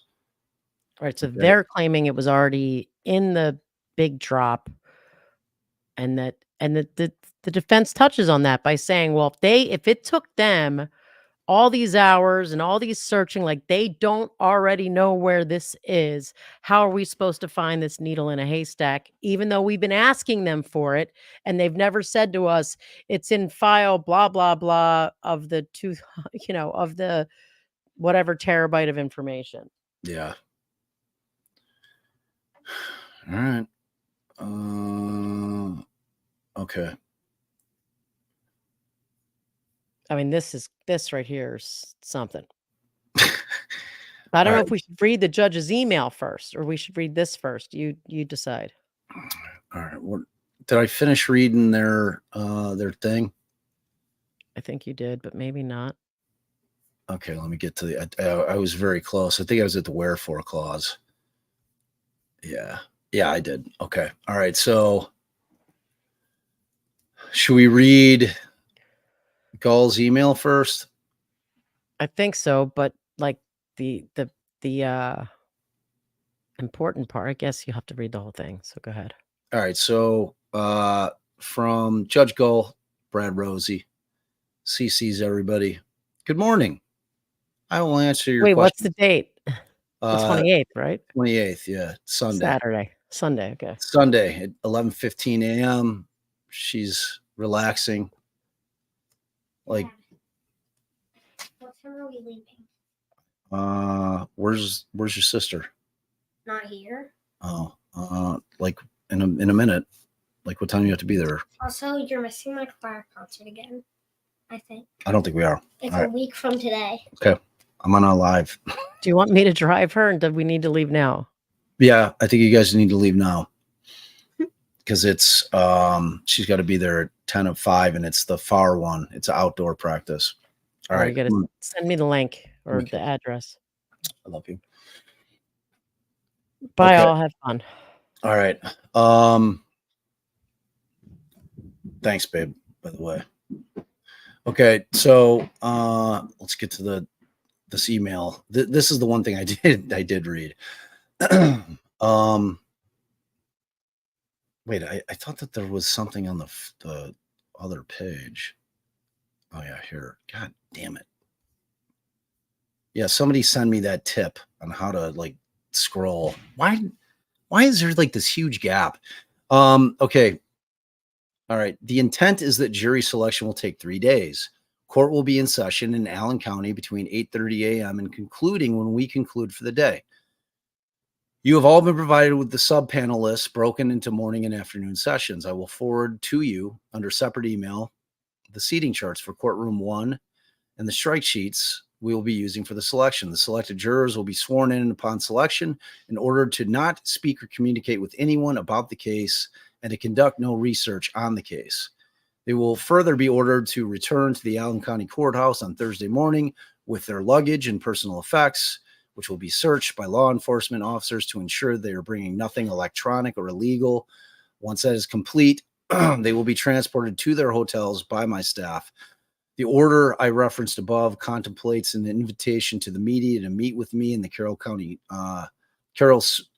Circuit Courtroom Thursday afternoon so that they can take the photographs of the empty courtroom and B-roll footage of the courtroom for their stories and broadcasts and to receive their press credentials. This was set as a speedy trial at the request of the defendant for May 13th through the 31st of 2024. That is the length of the trial, not more or less. I was saying this. I've been saying this, that she set this thing for this amount of time, and I was not getting the vibe from her that, oh, this is going to go long. It's basically telling them you're cramming it in to when I said it. Period. That is the length of the trial, not more or less. When the order was issued, not one attorney notified the court that the length of the trial was insufficient. In fact, it is consistent with the previously scheduled length in January 2024. I intend to start court every morning by 9 a.m. and recess for the day around 5 to 6 p.m. Court will be in session on Saturdays, perhaps for the entire day if necessary. Court will be in recess on Sunday to allow the jurors and the parties to rest. I have tried death penalty and life without parole cases in this amount of time, all of them with multiple victims. I am unaware of how many witnesses the prosecution intends to call, nor on how long their case will take to present. The defense is claiming that it will take, quote, a couple of weeks to present its case. I am unsure what exactly the defense intends to present. I am quite familiar with the law regarding third-party perpetrators, and unless the defense can provide a nexus between any alleged third-party perps and the charged crimes, those allegations are unsupported and will be inadmissible. I mean, Allison and I have been talking about this for weeks to y'all. Please be prepared to present your cases timely. Have your witnesses available quickly and promptly. I look with disfavor on counsel attempting to manipulate the presentation of evidence by timing witnesses poorly. That conduct will not be permitted. The jurors' time is valuable, especially since they are sequestered and away from their home, families, and jobs. Please respect the sacrifice the jurors are making. Yeah, I mean, you can't be reading that feeling warm and fuzzy if you're either side. I mean, especially defense. If I'm a McCleland, I'm like, oh shit, I'm gonna, like this is to both sides. Obviously, it's sent to Rosie, but everybody's CC'd on it. And this: be prepared to present your cases timely. Have your witnesses available quickly and promptly. I look at disfavor on counsel attempting to manipulate the presentation of evidence by timing witnesses poorly. To me, that's telling Nick, you better have your ducks in a row. Have your witnesses ready. There is no, oh, I tried to get this. I didn't know they were going to go so long. I didn't know it was going to be so short. Have your shit ready. Have your witnesses ready, because this thing's going for the amount of time that I set it for. And, if I sniff the prosecution slow playing it in order to leave the defense with no time, and her thing with third party perps, I mean, they've got nexuses. They've got nexuses. It's a little scary in light of the fact that Gull sat in on Click testifying, and she's saying that she doesn't see any kind of nexuses at all. I mean, all right. The motion for a pretrial hearing comes now the defendant through his attorneys, and they respectfully request this court to conduct a pretrial hearing to address scheduling and other procedural matters involving the jury trial in this case. In support of the motion, defendant Allen states as follows: On March 6, 2024, Allen filed his motion for early trial. The motion did not make any references to the anticipated length of said trial. The motion satisfied the requirements of criminal rule 4B1. On March 7, 2024, the court issued an order granting said request and set the matter for jury trial between the dates of May 13th and May 31st. The order was uploaded to the chronological case summary on March 11th, 2024. 3, between March 7th and April 25th, there were no communications from the court to the parties as to any matters associated with the procedural aspects of the jury trial. On April 25th, 2024, Attorney Rosie reached out to court via email to address, quote, housekeeping matters, end quote. Said email addressed issues, including but not limited to the logistics associated with defendant Allen's attendance at trial and the need for a working space in and around the courthouse to store defendant's trial materials. The email also requested the defense be offered up a location in and around the courthouse to meet with the defendant in a private and confidential setting. On April 28th, 2024, the court responded via email to various requests, and within said response admonished the parties that the trial schedule contains no flexibility, quote, not more or less. As the court has not received any objections by the attorneys regarding the court's order of March 7th, 2024. Footnote, see attached partially redacted email from April 28th. Oh, that's why there's the gap. At 11:15 a.m., which contains redacted information communications above and beyond that which is relevant to this filing. 6, the court further acknowledged that the court was, quote, unaware of how many witnesses the prosecution intends to call, nor on how long their case will take to present, end quote, and reaffirmed the schedule reference above.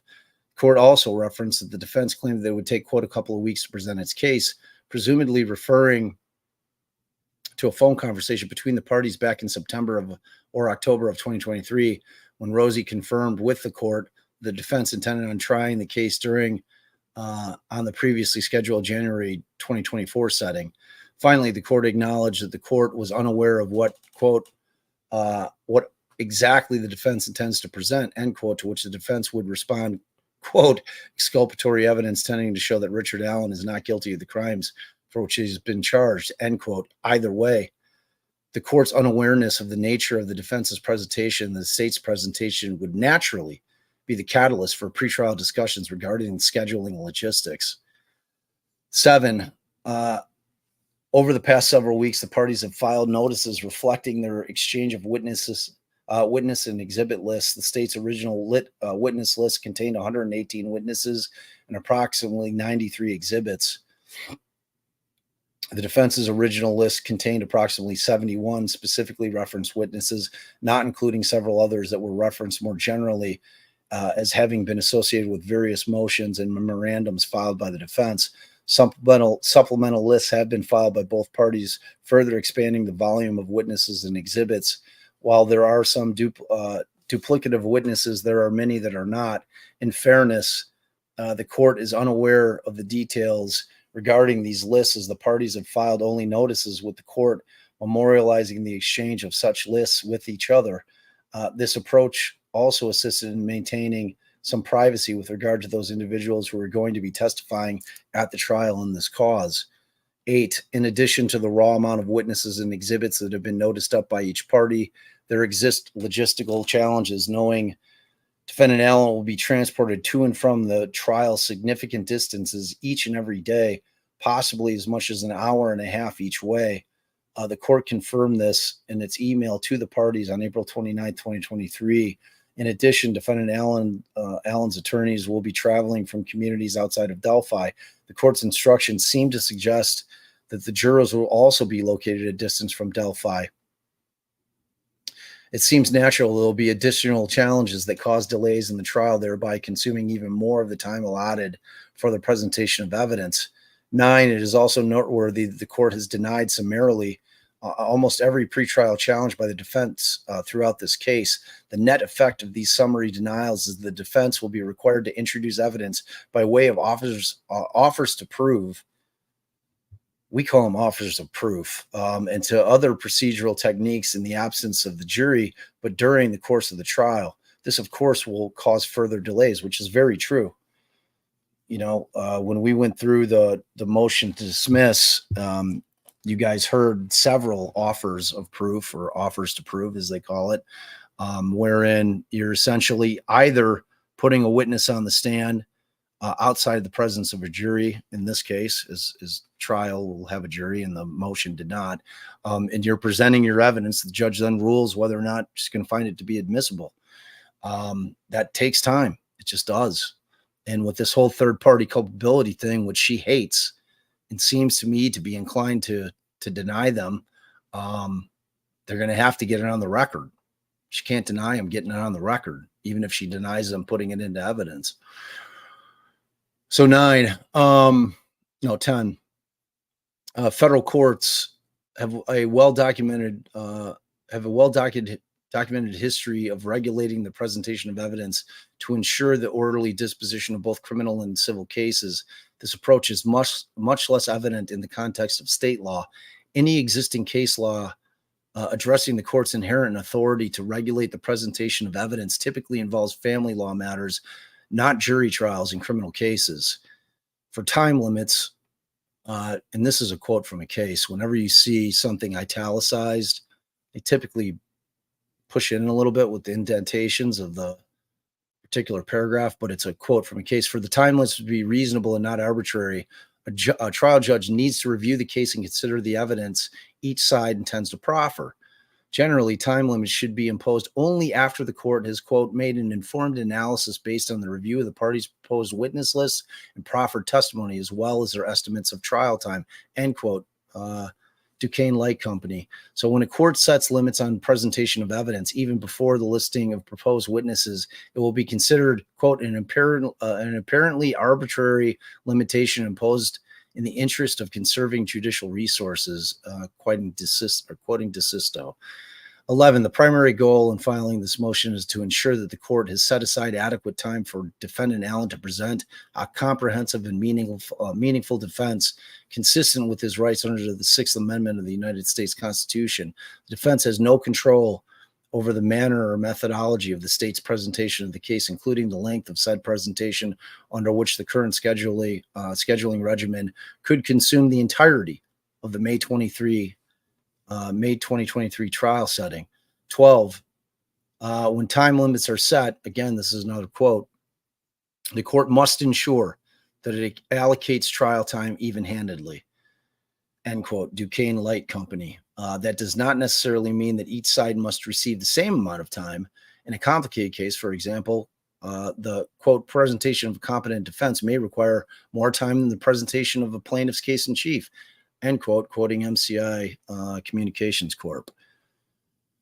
13, defendant Allen seeks equity in the amount of time offered up to present his case. As referenced above, the state could easily exhaust the entire 2.5-week trial setting, including or excluding jury selection, thereby leaving the defendant with very little to no time to present its case.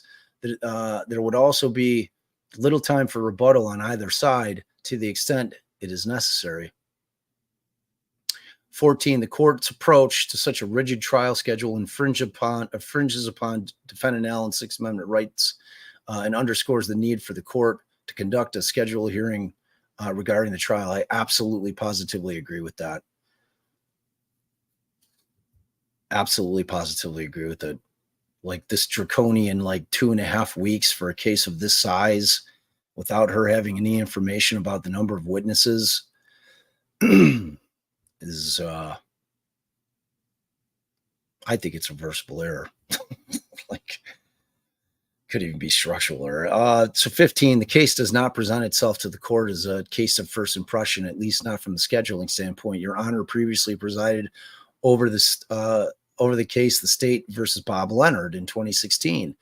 The trial consisted of approximately 34 days of testimony with nearly 140 witnesses. The defense sees similarities between the volumes of witnesses and therefore believes this case may require a similar amount of time.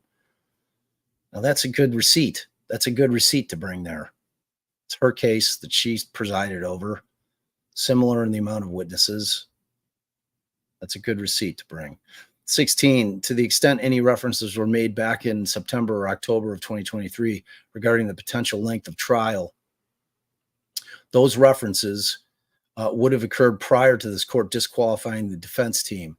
The delay caused by said DQ has resulted in the creation of additional discovery, which in turn resulted in the need for additional time to present defendant Allen's defense.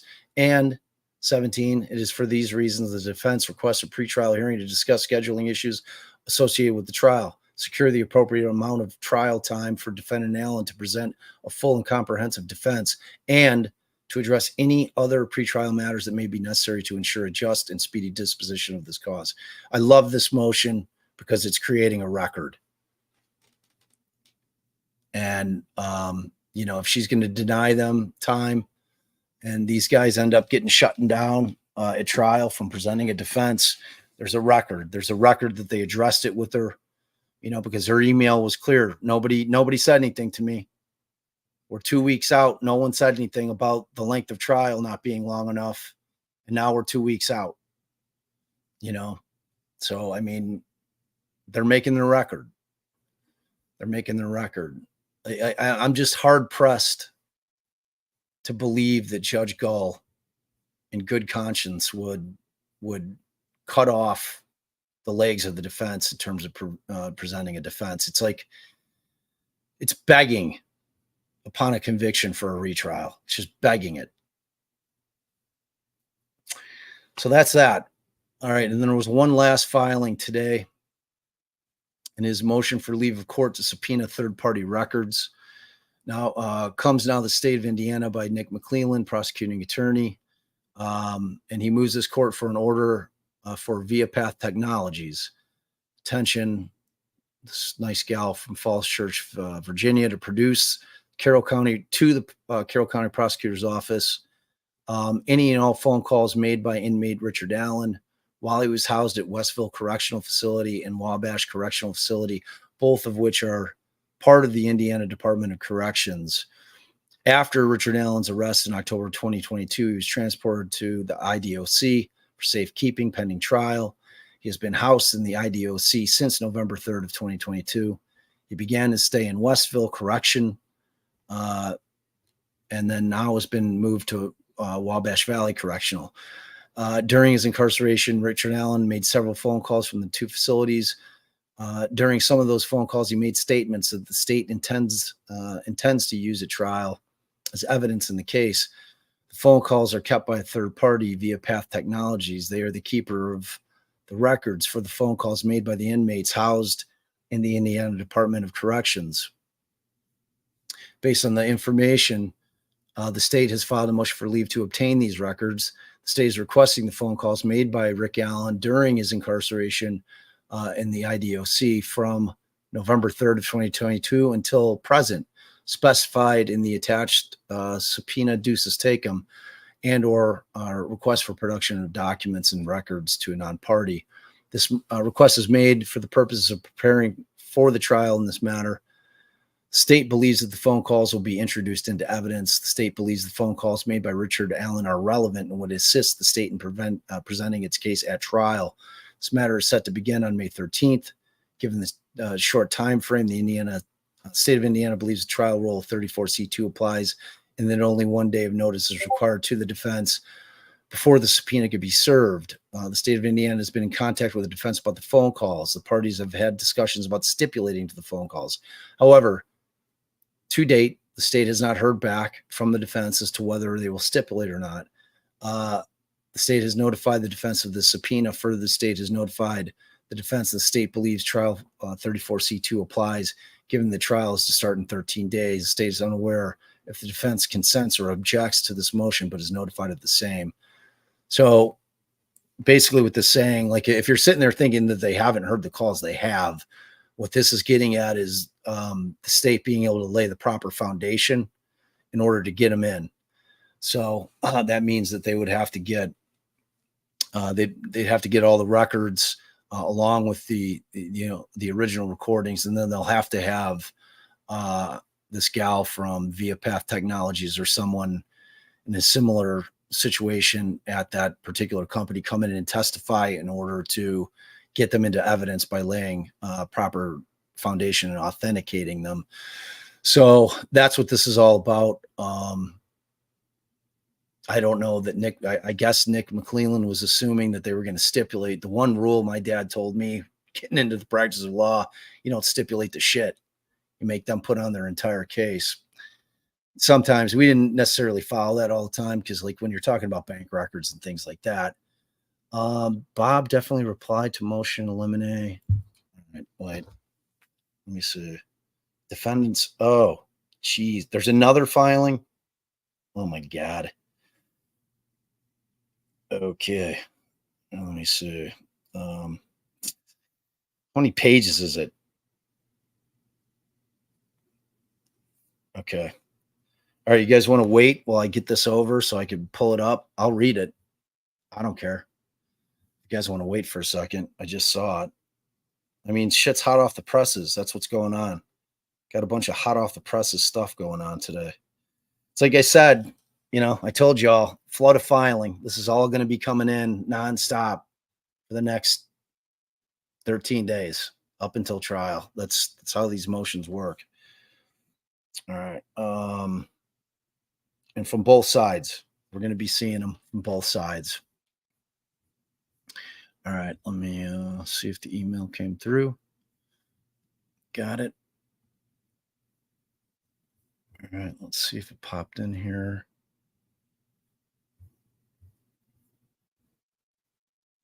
Okay. Oh, wow. I was actually, considering how horrible I am at tech, that was actually pretty impressive. I don't say so myself. All right. So we got the defendants. So this was filed today, 2:25 p.m. Defendant's response to the state's motion to eliminate and request for a hearing. Now comes defendant Richard Allen by Brad Rosie. So Rosie wrote this one up. And it's their response to the state's motion to eliminate, file marked April 29th. So paragraph 1, on April 28th of 2024 at 11:15, the court directed an email to both the state and the defense addressing various legal and logistical matters associated with the forthcoming jury trial.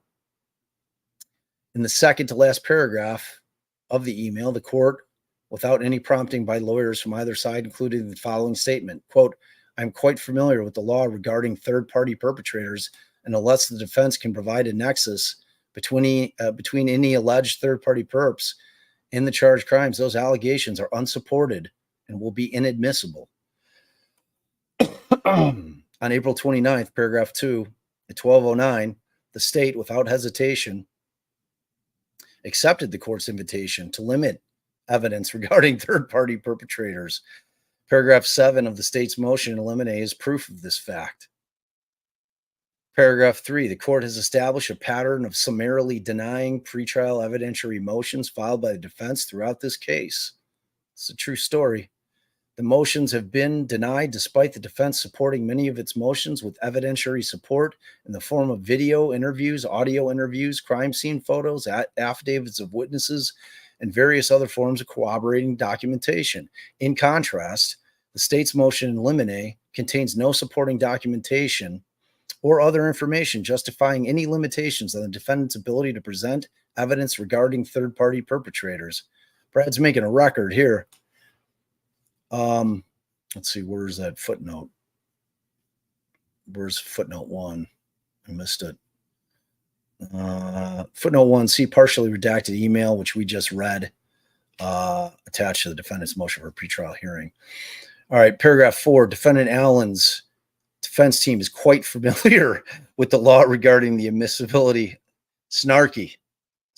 Defendant Allen's defense team is quite familiar with their law regarding the admissibility of evidence of third-party perpetrators, which requires only that the defendant Allen establish, quote, some connection between third-party perpetrator and the crime, end quote. The court must balance defendant Allen's Sixth Amendment right to present a defense with the state's desire to limit such evidence. 5, the defense has spent the better part of a year conducting discovery, seeking out exculpatory evidence from the state, and developing credible defense-related theories, which the defense intends to present to the jury in this case. The state of Indiana has sought out no assistance from the court in an attempt to limit the discovery process. In fact, The defense has conducted numerous depositions involving third-party perpetrators without the state seeking any orders of protection or orders limiting the discovery process. 6, the defense anticipates that its trial presentation will include somewhere between 1 to 2 dozen witnesses that will provide relevant and credible information for the jury regarding the culpability of third-party perpetrators. To the extent that the court carries out its warning referenced in the April 28th email, the trial will be reduced to unnecessary delays due to lengthy offers of proof, which we were just talking about, and lengthy delays due to large gaps in the scheduling of witnesses to appear for trial testimony. The absence of any articulated and reasoned legal guidance from the court in advance of the trial would promote the lack of judicial economy throughout the proceedings. It's a well-written paragraph, and it's absolutely true. Like they've got to get this shit sorted before trial. Like if she's going to stick to this 2.5 day or 2.5 week trial time, like she's got to have all this stuff sorted out before that trial, before the gavel hits the bench and this trial begins. Because remember, as far as I'm concerned, like, and for all intents and purposes, the 3 days that they've earmarked for picking a jury, they're counting against the trial time. So we're talking about the 16th, which, let's see, that's going to fall on. So that would be, so if it goes from the 13th, 14th, 15th, they get the jury impaneled. The 16th would be opening statements. They have Thursday, Friday, Saturday is the beginning of the trial. So they have 2 full weeks and 1 day to get a trial of this size with this many witnesses spanning this length of time done. Talk like that Sixth Amendment thing that I'm always bitching about, that this guy's Sixth Amendment rights are being just shit upon. This is what I'm talking about. Like, seriously. All right, 7. The defense requests the court set this state's motion to eliminate for the hearing for a full day during the week beginning May 6th of 2024, at which time the parties would be entitled to present evidence regarding admissibility of third perpetrator evidence. He says, let's do all the offers of proof during this week, this first week in May. That's when we're going to, that's when we do it. The full day. We'll put all our stuff on. We'll prove it to you. This is what we got. Yeah, right, Jay. At which time the parties would be entitled to present evidence regarding admissibility of third-party perpetrator evidence. This approach to the business of jurisprudence would assist in clarifying the nature and the scope of the evidence to be admitted at trial, which would benefit both parties, the court and the jury. 8. In its motion in limine, the state requested to limit evidence regarding several other matters. The defense's response to each request for limiting instructions is as follows. State's paragraph 1. State requests relief from, quote, any comments about counsel for the state that constitute a personal attack on the attorney for the state or comments on the role of the state's attorney, end quote. Said request is unsupported by any specific facts or allegations and therefore should be denied. The attorneys, including the counsel for the state, are bound by the rules of professional conduct. Paragraph 2. The state seeks to limit the defense from comments which constitute the personal opinion of defense counsel about any evidence, witnesses, outcome, or penalty. The state provides no specific facts or documentation supporting its request for a limiting instruction. The request is unsupported and should be denied. And he's making a record here. He's making a record. State's paragraph 3. The state seeks limitation on the defense as it relates to innuendos or inferences that are not supported by admissible evidence. The request is overly broad, unsupported by factual allegations, and therefore should be denied. State's paragraph 4. The state seeks to limit the defense's ability to conduct voir dire through the introduction of substantive issues, in this case, to the jury pool. The state provides no specific references to what substantive issues should be limited. The request is overbroad, unsupported by any specific facts, and therefore should be denied. Same for 5, where the state sought to limit the defense's ability to question potential jurors about their feelings, about the credibility of certain anticipated trial witnesses. Paragraph 6, state seeks to limit the defense from introducing hypothetical questions that include facts that are not in evidence or questions that are not helpful in violation of Rule 705, which we read to you last night. The state's request is overly broad and contains no specific facts or issues for which said anticipated hypothetical questions would be addressed. Therefore, the state's request should be denied. Paragraph 7C references in 3 through 6 above, same with 8, same with 9. No, 9 says the state seeks to limit the defense's ability to challenge the state's geofencing expert, Kevin Horan, based on relevance. The state's request is overly broad, contains no specific facts which the state is seeking to limit, and usurps the defendant's Sixth Amendment right to present a defense. Therefore, the state's request should be denied. Paragraph 10, the state seeks to limit the introduction of prior bad acts pursuant to the evidentiary rules. Again, the state provides no specific facts to support its request for limiting instruction. The trial court has granted broad discretion in administering the rules of evidence in a fair and just manner during the course of the trial. The state's request is overly broad and therefore should be denied. Paragraph 11, state's paragraph 11. State seeks to limit evidence related to its own failure to provide the defense discovery consistent with local rule regarding discovery and consistent with 2.5 of the Indiana Rules of Criminal Procedure. However, state provides no specific facts to support its request for limiting instruction. Therefore, the state's request should be denied.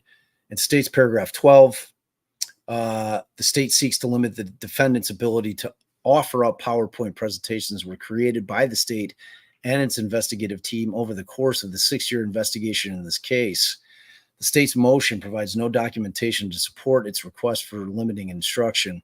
Therefore, the state's request should be denied. So his wherefore clause, again, wherefore clause is where you're summarizing what you're asking the court. So defendant Allen respectfully requests that this court schedule an all-day hearing on the state's motion to eliminate as it relates to third-party perp evidence. Defendant Allen believes that said hearing is necessary to ensure a fair, efficient, and just determination of the facts to be presented to the jury in this cause. So defendant Allen requests that the said hearing be scheduled during the week beginning May 6th of 2024. I'd actually be surprised if she did not grant that.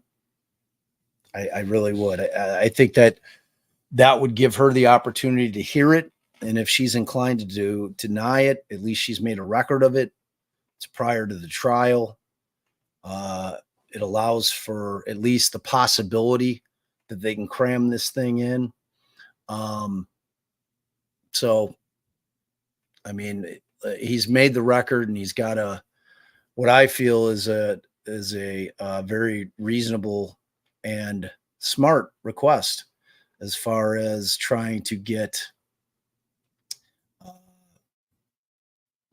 this thing all sorted out before trial. So as you guys can see, I mean, they're coming, like, I'm going to end this live before something else drops, because we're just there. We're just there. Like, it is coming fast and furious. I find, obviously, the most pertinent thing filed today was clearly the fourth Franks. I agree with Allie. It's like they kind of fell in love with the concept of Frank's hearings, and I just, there's other motions. I mean, they could have just called that a straight up motion to suppress the evidence, from the fruit from the search of Allen's home. But I mean, it's kind of 6 of one, half dozen of another, I suppose, in the sense that, it's essentially the same argument that, that essentially when they went in for the warrant, that they omitted critical information, and that, that pinging information is, I mean, intense. How is that explained? How is that explained? Like, because if it's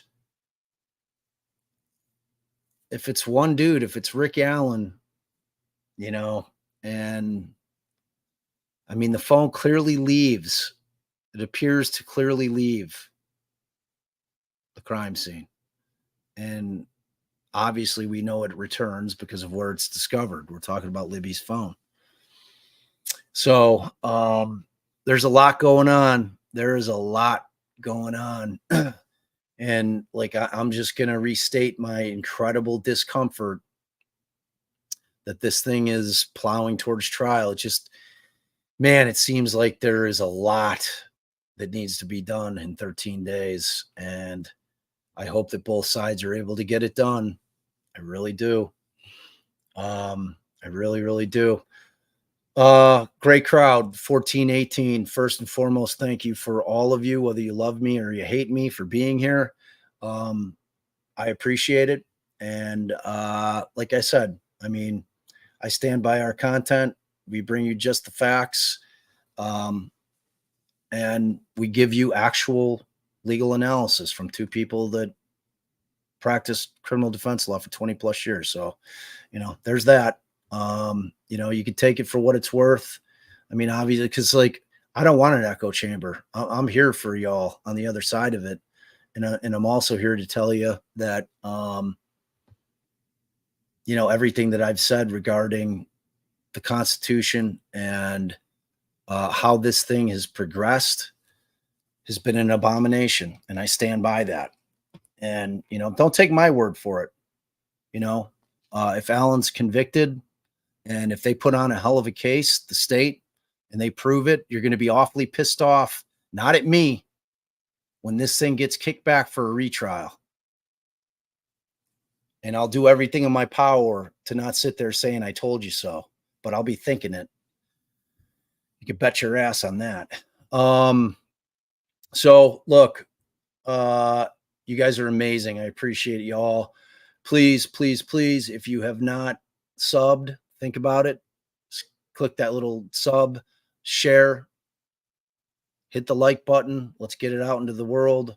All that stuff helps. All that help. Like I think that we have important intel and information that we're getting out. Like, and to be honest, I don't know anybody else doing it on this case. You know, like, not like, obviously there's other YouTube members out there or channels that are getting out, but in terms of kind of it coming from lawyers, I think that I'm the only lawyer, along with Allie, that's actively trying to explain to people what is going on in a way that they can understand, and in a way that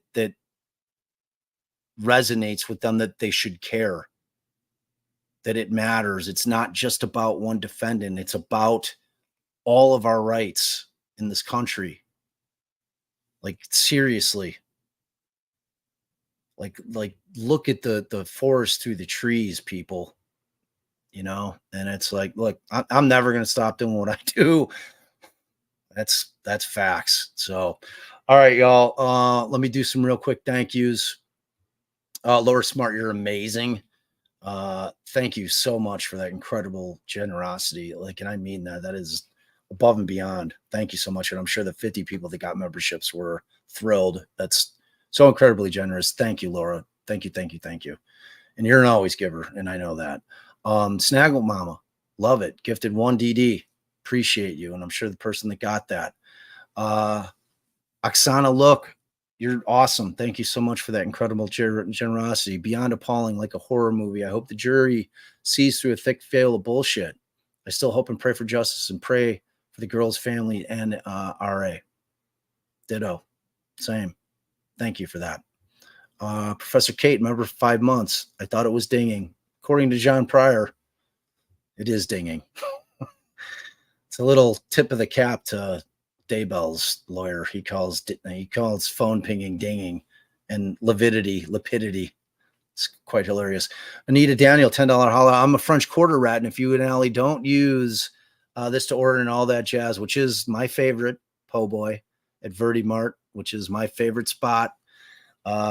We are also very seasoned New Orleans folk. We're down there every year for Jazz Fest, and this year is no exception. And all that jazz is the greatest sandwich of all time. So thank you so much for that. And I'll send you actual photographic proof of me going against my keto bullshit and housing that entire thing, including that delicious bread. So thank you so much, Anita. I appreciate that. LS, thank you so much for gifting 5DD podcast memberships. And I'm sure the folks that were recipients were very, very happy about that as well. Dr. Vonda, adore you. Thank you for the $5 holla. I'd like to purchase RA a tailored suit. How can I do that? I will poke around. I'll ask. I'll see if I can figure out how that could be done. I will ask, certainly. And thank you for that offer. It's incredibly generous. And Kristen, $5. Hey, Bob, if they stick to trial running only 3 weeks, the prosecution takes 2.5 weeks after jury selection for the case, is the defense just SOL? Seems to be what she's saying. It seems to be. If she does that, she is guaranteeing that this thing is going to get kicked back. No appellate court is ever going to look at a trial like that. That's what worries me. Like this pending 2.5 week date that she's now saying is not give or take, it's in stone, it is going to give her incentive to shut down the third party culprit defense because she wants to get this trial done in that time frame. It's like, this is not how the Constitution works. This is not how justice is supposed to happen in this country. Like, she just like it's not about her or her docket. It's just not. I get that she has a docket. I get that she too is going to be away from home for 2.5 weeks and away from family in her everyday job. I get that. But you know what? That's your job. It is. There's things that are bigger than us individually, and the administration of justice and people's constitutional rights are some of those things. So, hey, I have faith that this thing's going to get done properly. Judge Gull's been doing it a long time,